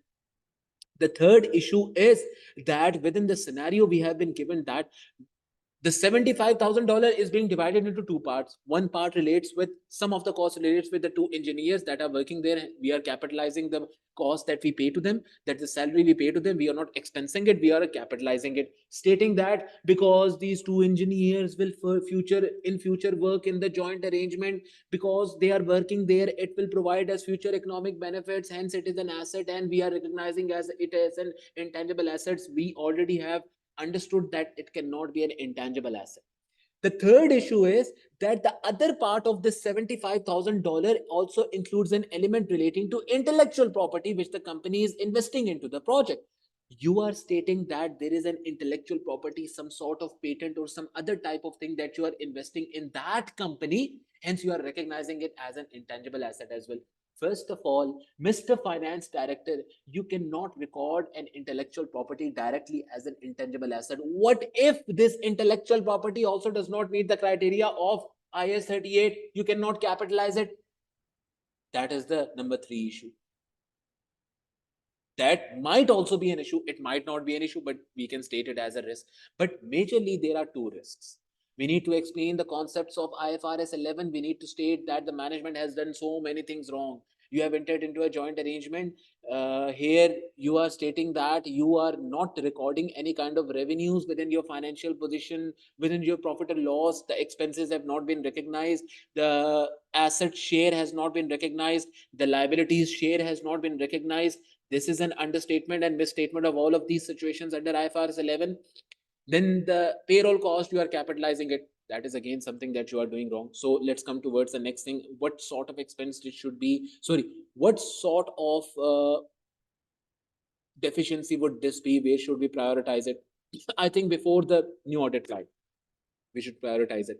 So we will give a heading of joint arrangement and write down all the risks related to joint arrangement within this heading. Let's first talk about IFRS 11, then talk about the issue of IS 38. There is a risk that the management has not recognized the assets, liabilities, revenues, expenses of the joint arrangements in of the joint arrangement with, what was the other company's name? LM Associates, with LM Associates, hence creating a risk of misstatement of these items. Now, there is a standard relating to this. Let's explain that standard.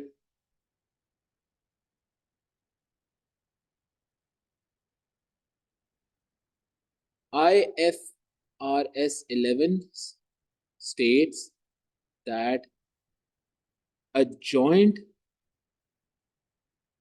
operation is an arrangement in which companies have equal number of shares, and it is not a separate vehicle, meaning that not a separate entity, which might be the case in this scenario, as this might not be a separately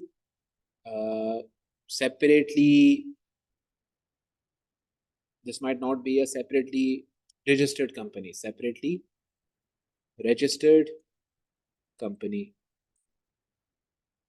company. IFRS 11 also states that if the arrangement is a joint arrangement, the share of assets, liabilities, revenue, and expenses should be recognized by each party within their financial statements. Now I'll go towards the step number 3. Is there any kind of step number 3 involved for calculating the number of materiality, the amount of materiality? No, because no amounts have been given to us. So let's calculate the materiality. No, we can't calculate the materiality. Have we been given the materiality? No. So let's move towards the step number 4 directly. The step number 4 clearly stated that we need to explain why we think there is a material misstatement. The risk exists because the management might not have recognized the share of the above items separately within their financial statements. Rather, they might also have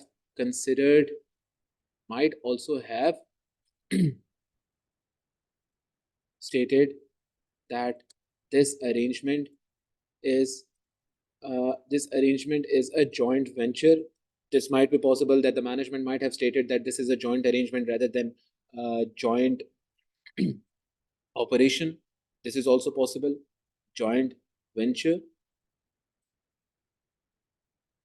The management is recording their investment as assets, but no evidence exists that the management management has recorded recognized or recorded the appropriate assets, liabilities, and other items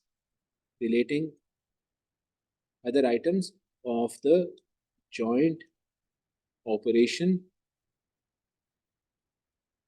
within their financial statements. That's it. This is all the thing that we need to write regarding to the joint arrangement. And obviously, we can give a heading here of IFRS 11. Then we can move down, and regarding the other risks, we can give the separate heading. We should give a separate heading for the rest of the risks relating to this specific scenario. This would be IAS 38. If I come towards IAS 38, I can specifically write down about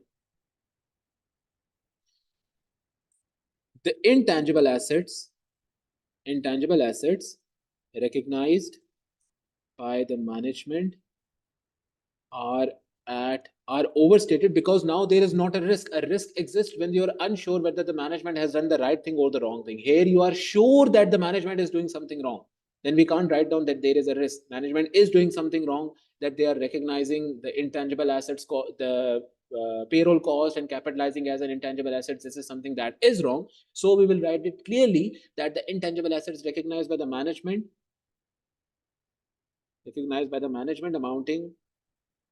amounting to 75,000 are overstated, whereas the related expense is understated. Now let's explain the standard IFRS IAS 8. IAS 38 intangible assets states that an intangible is considered as an asset SIDERED, considered as an asset if it is separable and can be separately sold in the market and will generate future economic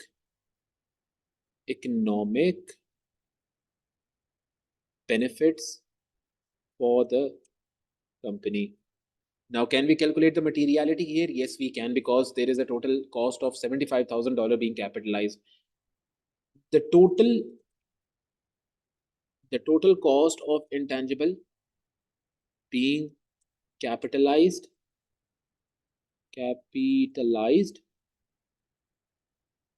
is above the materiality of 24,500.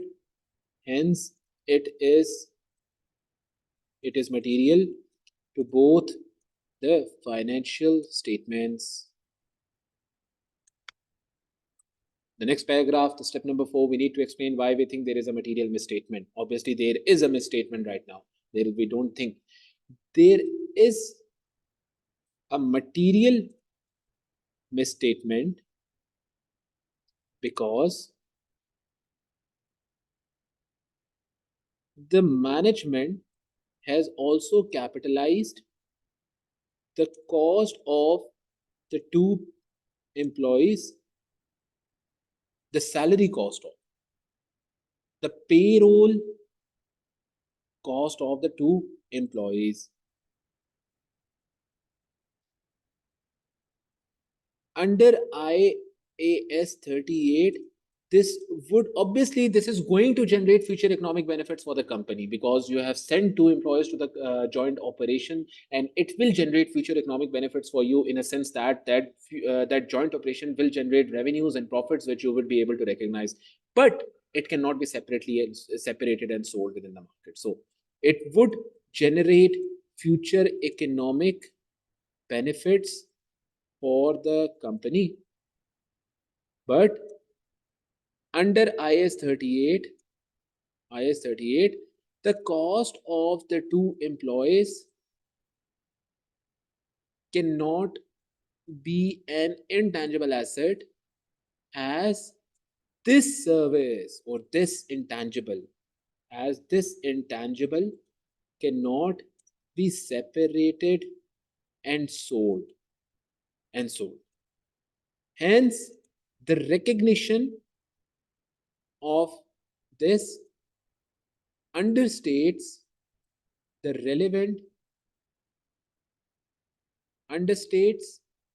payroll expense of the company and overstates the intangible assets. Now, this is more than enough, nothing more required to write it down. I think this is more than enough to write down within the exam as well. We have already written down so many risks. Let's continue forwards and let's read the rest of the question as well. We have so much of the question remaining at the moment. If I come towards the question, we have written it down that this should not be rewarded. We can also write down regarding the intellectual property, but it is upon your own assumption whether you want to write it down or not. It is a very small risk. You can identify whether this should be recorded. There is also a risk here that the finance director is not proposing the right entries, hence it raises a question upon his professional skepticism, hence it raises a question upon his professional competence and his integrity as well. Like, why is he capitalizing these costs? So we can also write down the risk or explain the risk here. But let's move forwards in the next scenario. What does it say in the next heading? Historic vote. On 1st of June 2015, one of the company's shareholder gifted a historic boat to the company. Now, whenever something is gifted to us by a shareholder, we recognize it within equity. What was the head under equity? We recognize it as contribution from the shareholder. This is what we record, right? If something is gifted to the company by a shareholder, we record it as a contribution from the shareholder. Okay, The company needs to develop an accounting policy in respect of the board, as there is no specific IFRS standard dealing with this type of asset, or a very common question that can be asked within the exam. Now it relates to a current issue as well, that when some kind of board or an tangible asset is gifted to you, how should you record it because you are not using it? Okay, let's see. Gavin B has valued the boat at $50,000 and has recognized the boat within property, plant and equipment under IS 16. Okay, and included the $50,000 as income within profit or loss. Oh, you can't do that. You can never record something gifted by a shareholder within profit or loss. You cannot record that. What are you saying? That this is an income? The conceptual framework clearly states that something that has been given to you by the share by a shareholder, it is not your income. Let me give you an example. If a shareholder is giving you $1 million as an investment within the company, how do you record it? Do you record that $1 million as debit bank and credit income within statement of profit and loss? No, you never do that. Anything that has been given to you by the shareholder is never recorded as an income within profit or loss. So this is something that has been done wrong. This cannot be done. The other thing is, this property, whether should it be recorded in an IS 16 or not? That is another question. We need to think about that as well. The board will be on display outside the company's head office. So this under something can only be recorded under IS 16. There are conditions for it. That asset should be identifiable, the cost should be measurable, and it should be used for productive reasons of the company. Either you should be using that asset to generate future economic benefits for the company. An asset can only be under IS 16. An asset should be recorded if you are using that asset to generate some sort of revenue. This board will not be used by the company. Rather, this board will be on display outside the company's head office. For example, if you go to Apple, there is a big Apple logo outside the Apple's company. Are they recording that Apple logo as an IS 16 property, plant and equipment? Obviously, no. But let's come towards that. That whole building is generating some sort of future economic benefit for the company, and the whole building is used for their own purposes. Under IS 16, only those things can be capitalized which you own, which you use to generate future economic benefits, in a sense that you are using that specific asset for productive reasons, and that productive reasons are generating some sort of revenues or expenses or operating profits or income, some sort of income. Because this boat is not generating any kind of income, rather it is only on display, hence it cannot be recorded under IS 16. Now obviously there is no specific standard relating to this, but within my answer I would state regarding the IS 16 that it cannot be recorded under it.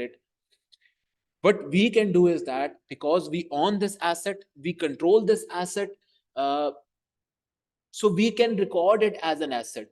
And now how do we need to record this? Obviously there will be future adjustments made to it. We cannot depreciate this asset because we are not recording it under it. It will not be recorded under IS 16.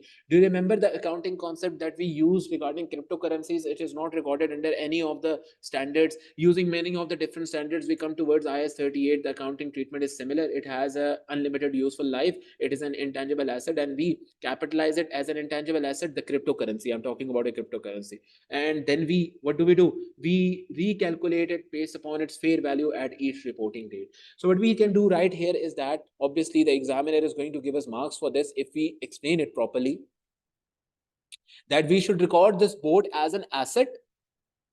We cannot record this board under any other property, under any other standard, but we can also not record it under IS 16. So we can simply record this board as an asset. We can debit the board. And first of all, you cannot credit anything like income in the profit or loss. What you can do is credit what? Credit the profit, credit the equity for contributions from the shareholder. You can do this. You cannot credit the operating profit. Now, what will be the future measurement of this board that will be recorded as an asset? You should recalculate it upon its fair value at each reporting date. I think this should be the appropriate way to calculate it. And this is what the conceptual framework also tells us, that if you have an asset and you are not going to use it, just like cryptocurrencies, under the conceptual framework, we will also capitalize it, and then we will subsequently remeasure it upon its fair value using the fair value in the market. That should be the appropriate method to use it, because every asset should be most of the assets are revalued based upon IFRS 13. So using IFRS 13, this asset would be revalued. This is the issue that we will be done. What the management is doing is wrong. They are overstating the asset under IS 16, the property, plant and equipment. It cannot be recorded under it. At the same time, the income has been overstated as well, because the management has recorded as an operating profit, whereas we cannot record anything that has been contributed by the shareholder as an income. Rather, it is recorded within equity as a contribution from the shareholder. So we cannot record it right here as an income. Coming towards my answer, obviously this is more significant than the new audit client risk. So I will create a new heading before the new audit client. I'll write down contribution. Let's give it a heading of contribution from shareholder. Hold it. Let's highlight this heading and let's come towards to write this answer done. How should we start the step number 1? Obviously the management is also confused, but there is a misstatement and there is no risk. This is a sure short misstatement. So when there is a sure short misstatement, just like the example that we did above, just like the question we did above regarding IS 38, hence we will directly say that this is a misstatement, not a risk of misstatement. What do we need to write down? We will write that the IAS 16 property is overstated, whereas the income regarding the board is also overstated within the statement of profit or loss. Now I need to explain both of the standards. IAS 16 property, plant and equipment states that assets, or in other words, it would be better if I use the word tangibles. Tangibles can only be recognized under this standard, STANDARD, under this standard if it will be used for productive reasons, and will be used to generate future income or revenues for the company.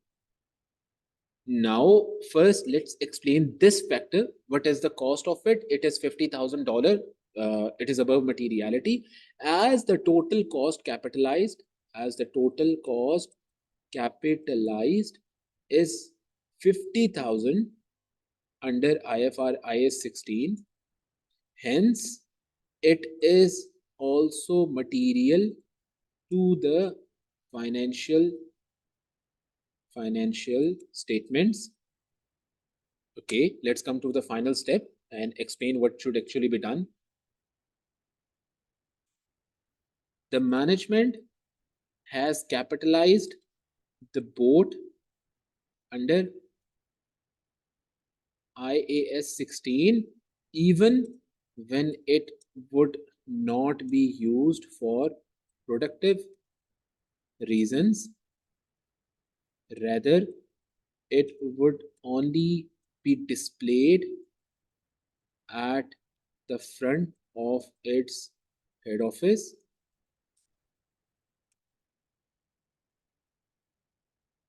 as this won't be used for any productive reasons, as this won't be used for productive reasons. Productive means, hence it cannot be capitalized under IAS 16. Rather, as there is no standard relating to this specific scenario, as there is no IFRS standard relating to recognition of the board, recognition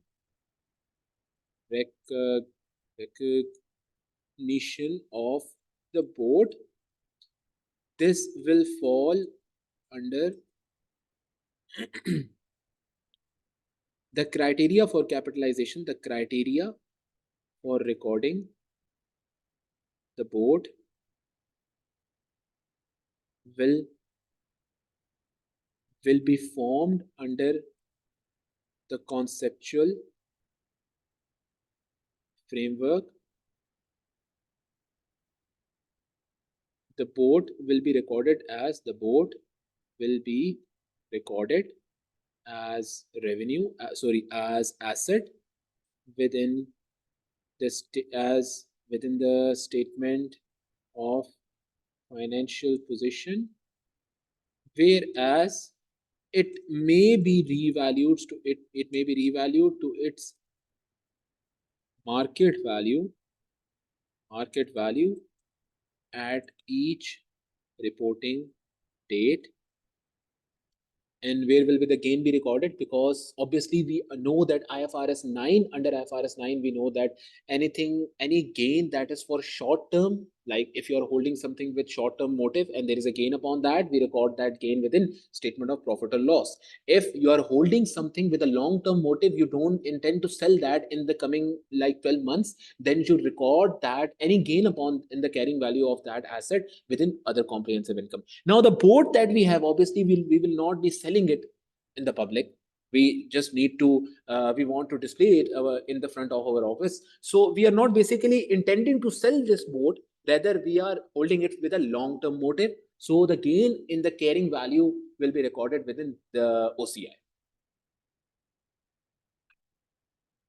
And as the board is being held with a long term motive, hence the gain relating to the board will be recognized in other comprehensive income. That's it. This is my answer to this. Obviously, there is the other issue as well. What is the other issue? The other issue is relating to the way you have recorded the operating profit. So we cannot do that as well. The income, you have recorded $50,000 as an income. What do we need to write down? The treatment of, have we stated it above? Regarding the board is also overstated in the statement of profit and loss.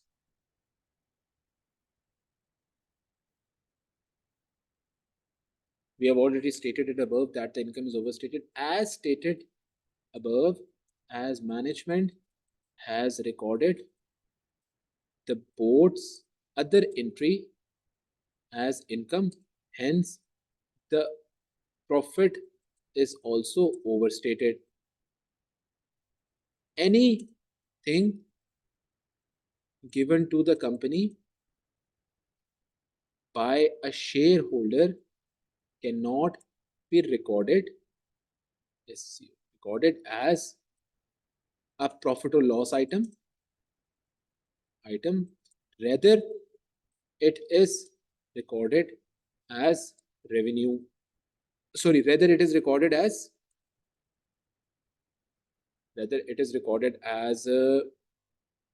equity item. Now obviously we need to state whether it is material or not. It is material.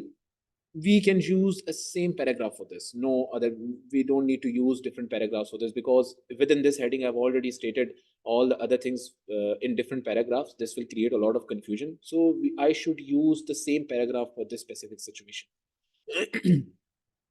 As $50,000 is $50,000 recorded in profit or loss is material, hence this would materially misstate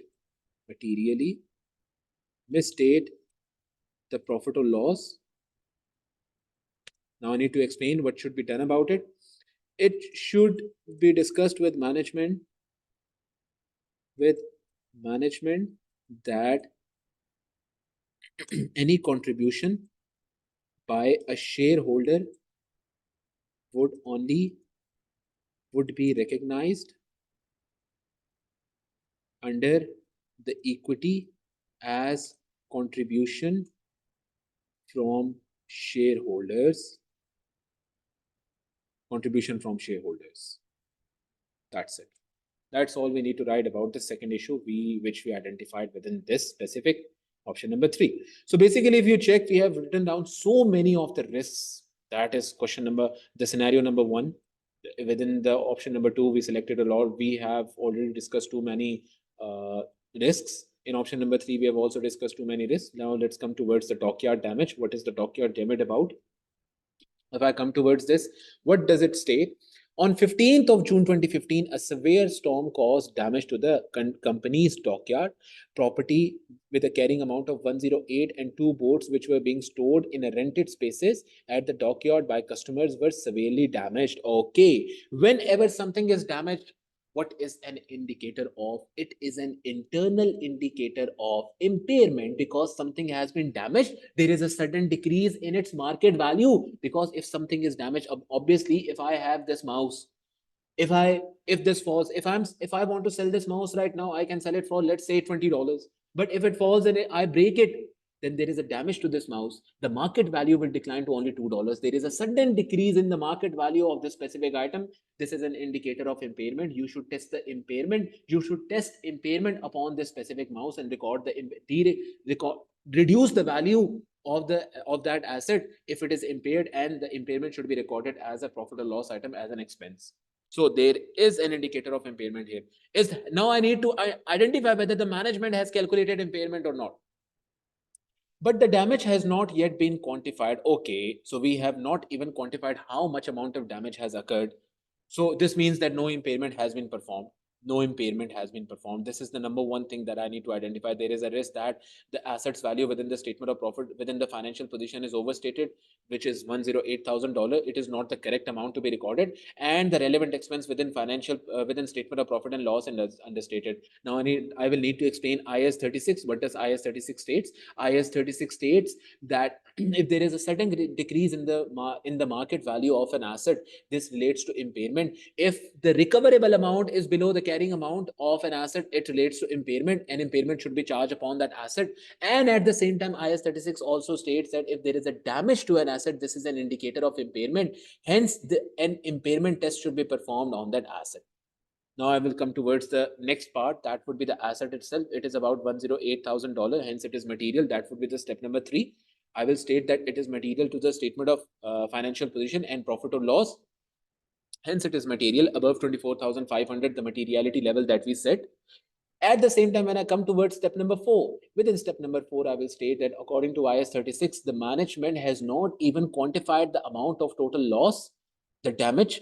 Hence, this means that no impairment has been calculated. Under IAS 36, the management should have tested this property for impairment due to an internal indicator of damage. Hence, impairment should have been calculated and charged to the statement of profit or loss, which the management has not done.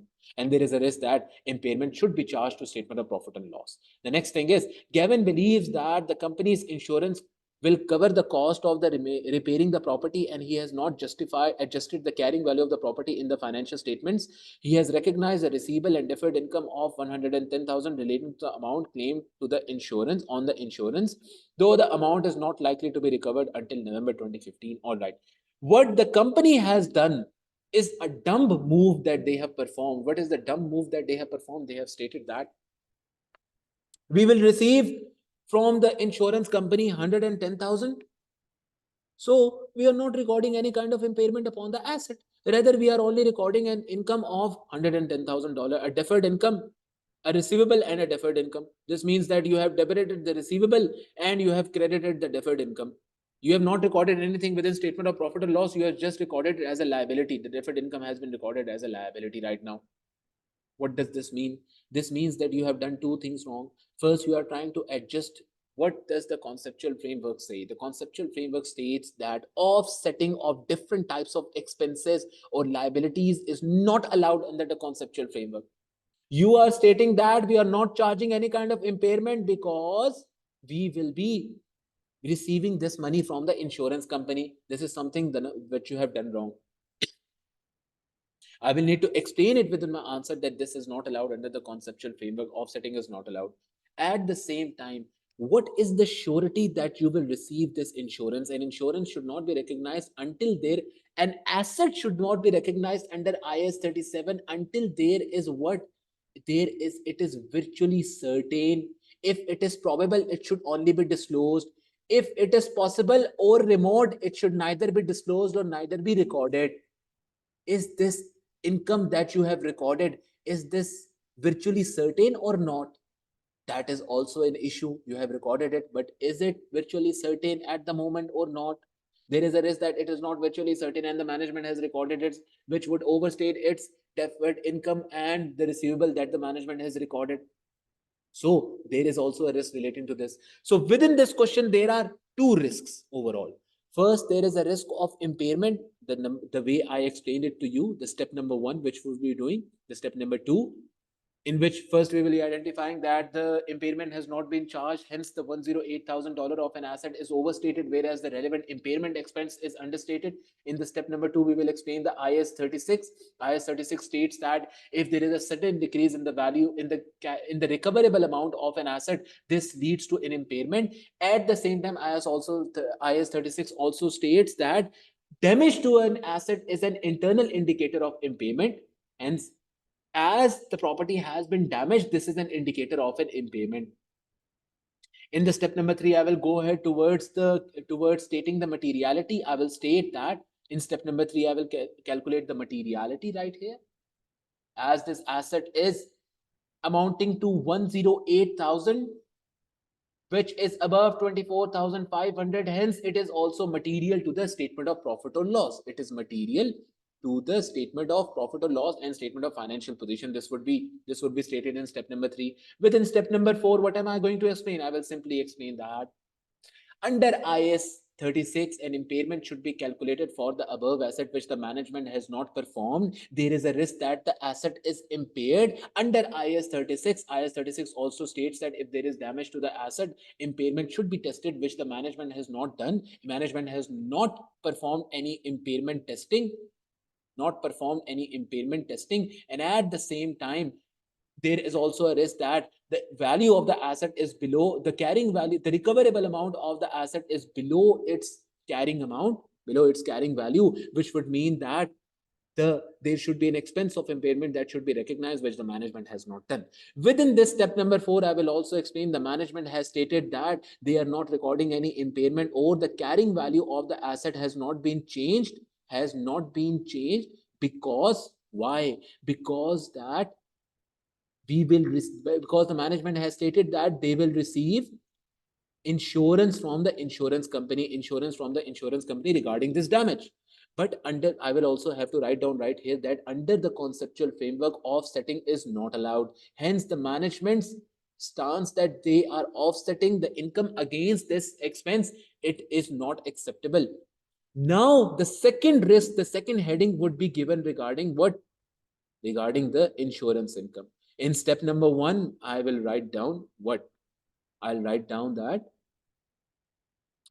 there is a risk that the insurance income recorded by the company, the receivable and the deferred income recorded by the company, the receivable and the deferred income recorded by the company in reference to the insurance income or the future insurance income is overstated. Step number two will explain the relevant standard. The relevant standard is IAS 37. In accordance with IAS 37, and a receivable or an asset should only be recorded if the future economic benefits are virtually certain towards the company.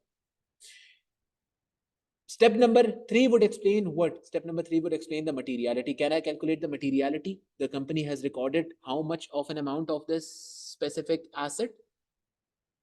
110,000. It is above materiality again. I will state that as management has recorded insurance income, insurance receivable and deferred income of $110,000, it is above the materiality threshold of 24,500. Hence, it is material to the financial statements as a whole. The step number four would explain that why this should not be recorded, or why the management would have done wrong.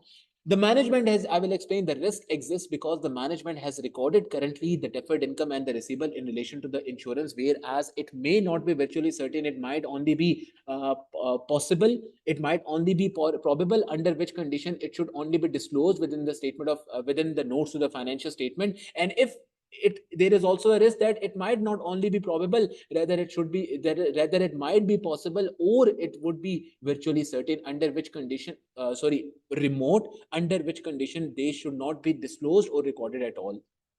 But the chances of these insurance being virtually certain at the moment, under where there is no confirmation from the insurance company, it is highly likely not to be virtually certain, and hence should not be recorded within the financial statement, whereas the management might have recorded it within the financial statements right now, which would overstate both of these. That's it. That's all I need to record here about this. This is the next two type of risks that you can identify from here. The two types of risks where we identified from this scenario. Now let's come towards the financial information. What does the financial information say? Obviously, either within the exam you will be given a financial statement for both of the years like this. You will be given revenue for 2015, 2016. Now you will need to identify analytical procedures and identify what thing is increasing and what is decreasing. If I come towards the notes, I have already stated here within the notes that always look for correlations. What are correlations? For example, if the total loans within statement of financial position is increasing by, let's say, 27% compared with the previous year, whereas the finance cost is only increasing by 5%, this means that the finance cost on the new loan is not being appropriately recorded. The comparison is not in line with each other. Revenue and cost of sales both are what? They are both related with each other. Yes. So if in that case, revenue is increasing by, let's suppose 10%, whereas the cost of sales is only increasing by 1%. This means that the cost of sales is now understated. If the revenue is only increasing by 10%, whereas the net profit or net loss, let's say the net profit is increasing by more than 30%, this means that it is not again in line. The other expenses, the operating expenses have been understated. That is why the total profit has increased by so much. These are the types of correlations or analytical procedures that you can perform within the exam. But within this question, we have not been given the financial statements. Rather, a scenario is given to us. What does the scenario say? The company's projected revenue for the year is 4.9 million. In the previous year, it was 4.65 million. How much percentage of increase is there within this revenue? Let's calculate it.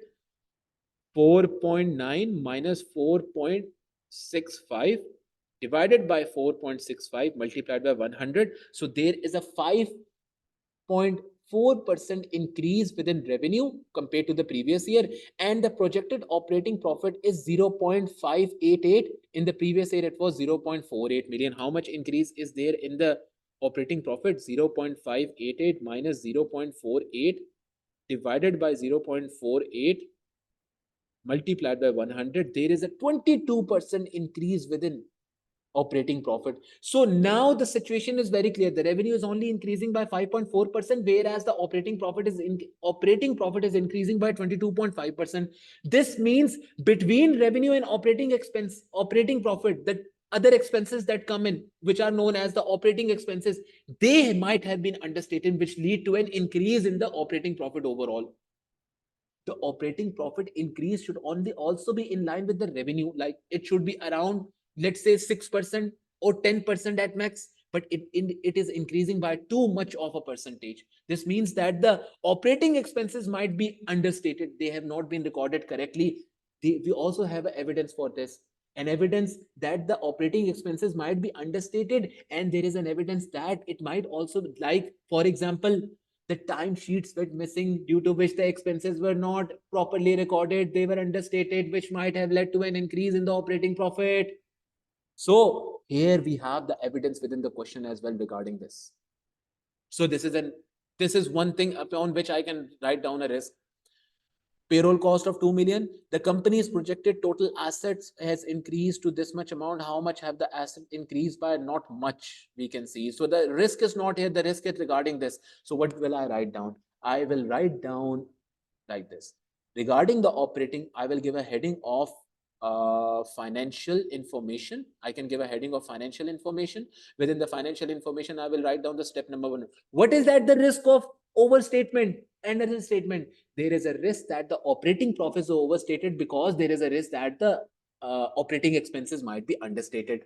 Now, can I calculate some sort of standard? Can I explain any sort of standard in step number 2? No, there is no standard to explain in right here. Can I do any kind of step number 3? That was calculating materiality and stating the materiality. Yes, I can. How much is the total operating profit? 0.58 million. What was the total materiality? 24,500. This is obviously in millions. So this is 0.588 million is about 588,000. So this is above materiality. Again, I can clearly state the materiality here. The operating profit of 0.588 million is above the materiality threshold of 24,500. Hence, it is material to the statement of profit or loss. Hence, it is material to the statement of profit or loss overall. That's it for step number 3. For step number 4, what will I need to write down? For step number 4, I will need to explain why this is the case, why I think that the operating expenses have been understated and the operating profit understated. Now I will explain the correlation of percentage increase. I will state that the revenue increased by 5.4% from 4.65 million to 4.9 million dollars within in the year ended 2015, whereas the total operating profit increased from 0.48 million to 0.588 million. There was an increase in the operating profit of 22.5%, which is not in whereas this 22.5% increase is not in line with the total increase in revenue. This means that the expenses between revenue and the operating profit might be understated and not correctly recorded. The evidence also exists because, as above, the expenses might be other expenses, just like payroll cost might also be understated. As the timesheets went missing, the payroll cost might have been understated during the period, which led to an increase in the operating profit and decrease in the operating expenses. And just like this, other operating expenses might also be misstated, which led to such a big increase in the overall operating profits. So this is what I can write within this risk as well. So how many risks in total we have written down? One for financial information. How much marks can I get for that? I solved step 1. Step 2 was not possible. Step 3, I wrote it down. And step number 4, I calculated I explained the reasons. The extra marks that I will gain is for the analytical procedure that I performed. So I can state that within this one risk that I wrote down here, I will be able to obtain 3 marks. Okay. Then if I come forwards in this dockyard damage, I wrote down how many risks? 2 risks. In both of these risks, I was able to identify the relevant standard. The step number 1, the materiality and explanation. So for both of these risks, I will be able to obtain, let's say on a bare minimum, I will be able to obtain 8 or let's say 7 marks. That would be good.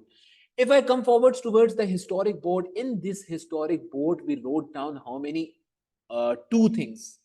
The number 1 thing was regarding the capitalization under IAS 16. That was the first risk, and the second risk we identified, that was $50,000 recorded as operating profit. In both of these, we were able to identify the step number 3, that was materiality. Step number 1 was explained, and then step number 4 was also explained. But in one of these, we were not able to explain the step number 2, that was the profits, because no standard relates to this. So we can say we will obtain anywhere from, for both of these risks, the 2 risks we wrote down here, we will be able to obtain anywhere from 5 to 7 marks. Let's say we will be able to obtain 6 marks here. If I come towards the joint arrangement, we were able to write down how many risks relating to this. We were able to write down joint arrangement IAS 38 and joint arrangement IFRS 11. In both of this, we were able to obtain, we explain all of the 4 steps. So we wrote down 2 risks. Again, let's say we might be able to obtain 7 marks here as well. For payroll, how many risks did we write down in payroll? Number 1 was deficiency risk. Then there was the payroll, 3 risks we wrote down here. So let's say for 3 risks, we were only writing down the 4 steps in timesheets. Not all the 4 steps were written down in deficiency. Not all the 4 steps were written down in outsourcing. So we can say that around these 4 risks that we have written down here, we might be able to obtain 2 to 4. Let's say 2 marks for deficiency, because only 2 steps were explained. 2 marks for outsourcing. This gives us 4 marks in total for these 2. Then for timesheets, we wrote down all the 3 steps. There was no standard relating to this here. So we will be able to obtain 2 or 2.5 marks here. Let's say we will obtain 6 marks in total for these. And then for deficiency, obviously there is an internal control deficiency. There is always 1 extra mark for deficiency in internal control that you identify. So we can assume that we will obtain 2 or 3 marks here as well. Let's come towards the bare minimum 2 marks here. So in total, we might be able to gain 8 marks for these 4 risks that we have written down on a bare minimum, obviously. And then we also wrote down the risk of new audit client. For new audit client, we wrote down 1 risk.